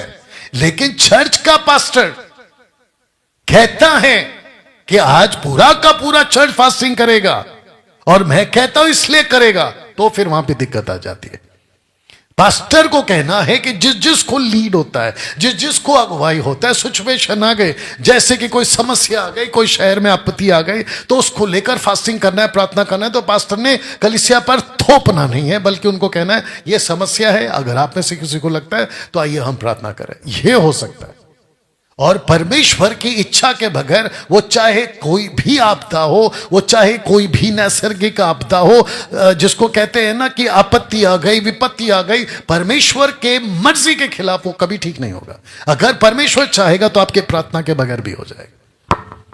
तो इच्छा जानो, इच्छा पूछो, प्रभु ये क्यों हो रहा है, लॉजिक लगाओ, वचन को पढ़ो, दिमाग लगाओ, आत्मिक दिमाग लगाओ। एक घटना याद आ रही है, एक व्यक्ति है पंजाब का, कहते हैं कि हमारे पास तो सुपर नेचुरल प्रार्थना करने का गिफ्ट है। कौन सा वाला? समझ गए होंगे, रबा रबा शबा शबा लाबा लाबा तेरी आंखों का जादू। अब आप हालत देख लो पंजाब का। हालांकि एक तरफ दुख का बात है कि तबाही हो रही है, लाखों लोगों को दिक्कत आ गई है, बट उसके बीच में ऐसे लोग गए कहां, यह फिर प्रश्न होता है। आपने तो झूठ बोला था, फिर आपने तो पब्लिक को धोखा दिया था कि मेरे पास में सुपर नेचुरल टाइप का पावर प्रार्थना है। फिर मेरा क्वेश्चन है, वो आज कहां गया? आपके सुपर नेचुरल प्रार्थना के प्रभाव ने आपकी इतनी आपदा को रोका क्यों नहीं पहले से? तो ये झूठ हो गया, ये धोखा हो गया। यही तो कहते हैं और भारत सरकार ने जो एक बिल पास किया है अंधश्रद्धा के नाम पे, ठीक है ना, सुपरस्टिशियस अंधश्रद्धा के नाम पे, जहां कहता है कि मेरे पास में अलौकिक ताकत है, और अगर उसने दावा ठोका तो उसको करके दिखाना पड़ेगा, नहीं तो उसकी मुसीबत बढ़ जाएगी। तो ऐसे धोखे से भरे बचे, ऐसे धोखे के सेवकों से बचे जो आपको उल्लू बनाते हैं कि 3 दिन का फास्टिंग में आपका सब ठीक हो जाएगा। आज मुझे कॉल आया हैदराबाद से, कहती है वो बहन कि किसी ने कहा आपको अन्य भाषा सीखना होगा। सोचिए, कहते आपको अन्य भाषा सीखना होगा। वो सिस्टर चली गई 3 दिन के लिए हैदराबाद में, तेलुगु वालों के बीच में, वहां उसने अन्य भाषा का दान को, जो लूसीफर की भाषा, उसको लिया। अब वो उससे ग्रस्त हो गई और वो मुझे कॉल करके कहते कि डैनियल भाई, ये दुष्ट आत्मा से मैं कैसे छुटकारा पाऊं? बताइए। वो बात अलग है कि हैदराबाद के हमारे एक पास्टर एमएमबी के, उनसे हमने कांटेक्ट करा दिया। ऐसी भी दिक्कत है। दर्शन मांगते प्रार्थना में, स्वर्गदूत का दर्शन दे दो, मुझे प्रभु आपका दर्शन दे दो, बिल्कुल बकवास, नहीं होगा। उसकी मर्जी के बगैर पत्ता नहीं हिलता, ठीक है ना। चलिए दोस्तों, आशा करता हूं आप इस बात को समझ चुके हैं। फिर से आपको एक बार याद दिला देता हूं कि हम जो हैं अगले संडे 10 बजे नहीं मिलेंगे जी। अगले संडे 10 बजे हम नहीं मिलेंगे। हम मिल रहे हैं वी चंद्रा के साथ ओपन डिबेट पर, और जो टॉपिक है वह है glossa versus gibberish. Glossa versus gibberish. तो जितने भी Pentecostal pastors, charismatic pastors, independent pastors, Maharashtra के, भारत के, मुंबई के, जहां कहीं के भी हैं, मैं सबको वेलकम करता हूं। आइए और सीखिए, देखिए कि उस दिन 21 तारीख को क्या हो रहा है। मैं इसका नाम क्या है, वी चंद्रा जी, आपको भी कहना चाहता हूं, आपकी तरफ से जितना हो सकता है सोशल प्लेटफॉर्म पे आप लोगों को वेलकम करिए। आपकी बात आप रखेंगे, मेरी बात मैं रखूंगा, लेकिन सब कुछ वचन से रखूंगा, ठीक है ना। तो जिसके चलते दोस्तों, मैंने फिर जब ये बात आई तो मैंने कहा कि अब क्योंकि क्या कहते हैं, वी चंद्रा ने मुझे चैलेंज दिया था और मैंने उसको एक्सेप्ट किया, तब मैंने कहा कि क्यों ना बाकी लोगों को भी मौका दूं। तो ऐसे हम करेंगे कि अगर किसी और को भी अपार्ट फ्रॉम वी चंद्रा, अगर किसी को डिबेट करना है तो रात को 8 बजे जूम पर, according to Indian standard time, ये वाला, आप आइए, इस नंबर पे कॉल करिए। और साथ ही साथ अगर कोई मुंबई महाराष्ट्र से है तो मैं उनको वेलकम करता हूं इस एड्रेस पे, यानी कि इस फेस टू फेस, जिसको कहते हैं फिजिकल, ऐसा कुछ चर्च है जहां पे आपको इकट्ठा कर कर आपके लोग, मेरे लोग, हम सब बैठेंगे, फेस टू फेस आप लोगों से बातचीत होगी। आपको मौका दिया जाएगा, आप मुझे मौका देंगे, फिर रीबटल का भी टाइम होगा। ऐसे करके आपके बीच में जो है हम इस अच्छे खासे एसी एयर कंडीशन हॉल में, जहां कार पार्किंग की सुविधा है, वॉशरूम की सुविधा है, और आपका सारा का सारा जो है अच्छा खासा सेटअप के साथ में, विद अच्छी खासी क्लैरिटी के साथ में, जिसको आप रिकॉर्ड करके यूट्यूब पे, फेसबुक पे डाल सकते हैं। प्रॉपर आपका जो है सेटअप यहां पे कराएंगे, जिसके चलते दोनों पक्षों को 40 मिनट्स का टाइम मिलेगा, जिसको कहते हैं ओपनिंग स्टेटमेंट देने के लिए। फिर उसके बाद में रीबटल का टाइम होगा, जिसको कहते हैं रीबटल स्टेटमेंट। उसके बाद में क्लोजिंग स्टेटमेंट। फिर उसके बाद में आपका जो है जो डिबेट का जो प्रोग्राम है वो समाप्त हो जाएगा। लेकिन जो भी कुछ होगा, the Bible will be the final authority in context. ऐसे करके आपको हम ये एक मौका दे रहे हैं। तो एक है जूम पर, दूसरा है मुंबई के अंदर। आइए, बिल्कुल फेस टू फेस आप लोगों को जो है मौका मिलेगा, कोई भी विषय पे, ठीक है। चलिए प्रार्थना करके समाप्त करते हैं। सृष्टिकर्ता पिता तेरा धन्यवाद स्वामी, मैं जानता हूं कि कलीसिया तेरी है और इस कलीसिया को तू बना रहा है और चला रहा है। प्रभु जी, सब कुछ तेरे हाथों में सौंपते हैं। अगले मीटिंग को, जो आने वाला हफ्ता है, प्रभु तेरे हाथों में सौंपते हैं, और ऐसा होने दे कि लाखों करोड़ों, रोमियों की किताब 3 अध्याय और वचन 1, 2, 3 के हिसाब से, कि सारा संसार झूठा ठहरे और तू एकमात्र सच्चा। ऐसी बातों के साथ प्रभु जी हम तेरे हाथों में सौंपते हैं। सब कुछ तुझे महिमा देते, ये प्रार्थना यीशु के नाम में, आमीन। चलिए दोस्तों, अपना ख्याल रखें, मिलते हैं अगले हफ्ते 8 बजे। प्रभु आपको आशीष दे। इस वीडियो को खूब शेयर करें। God bless.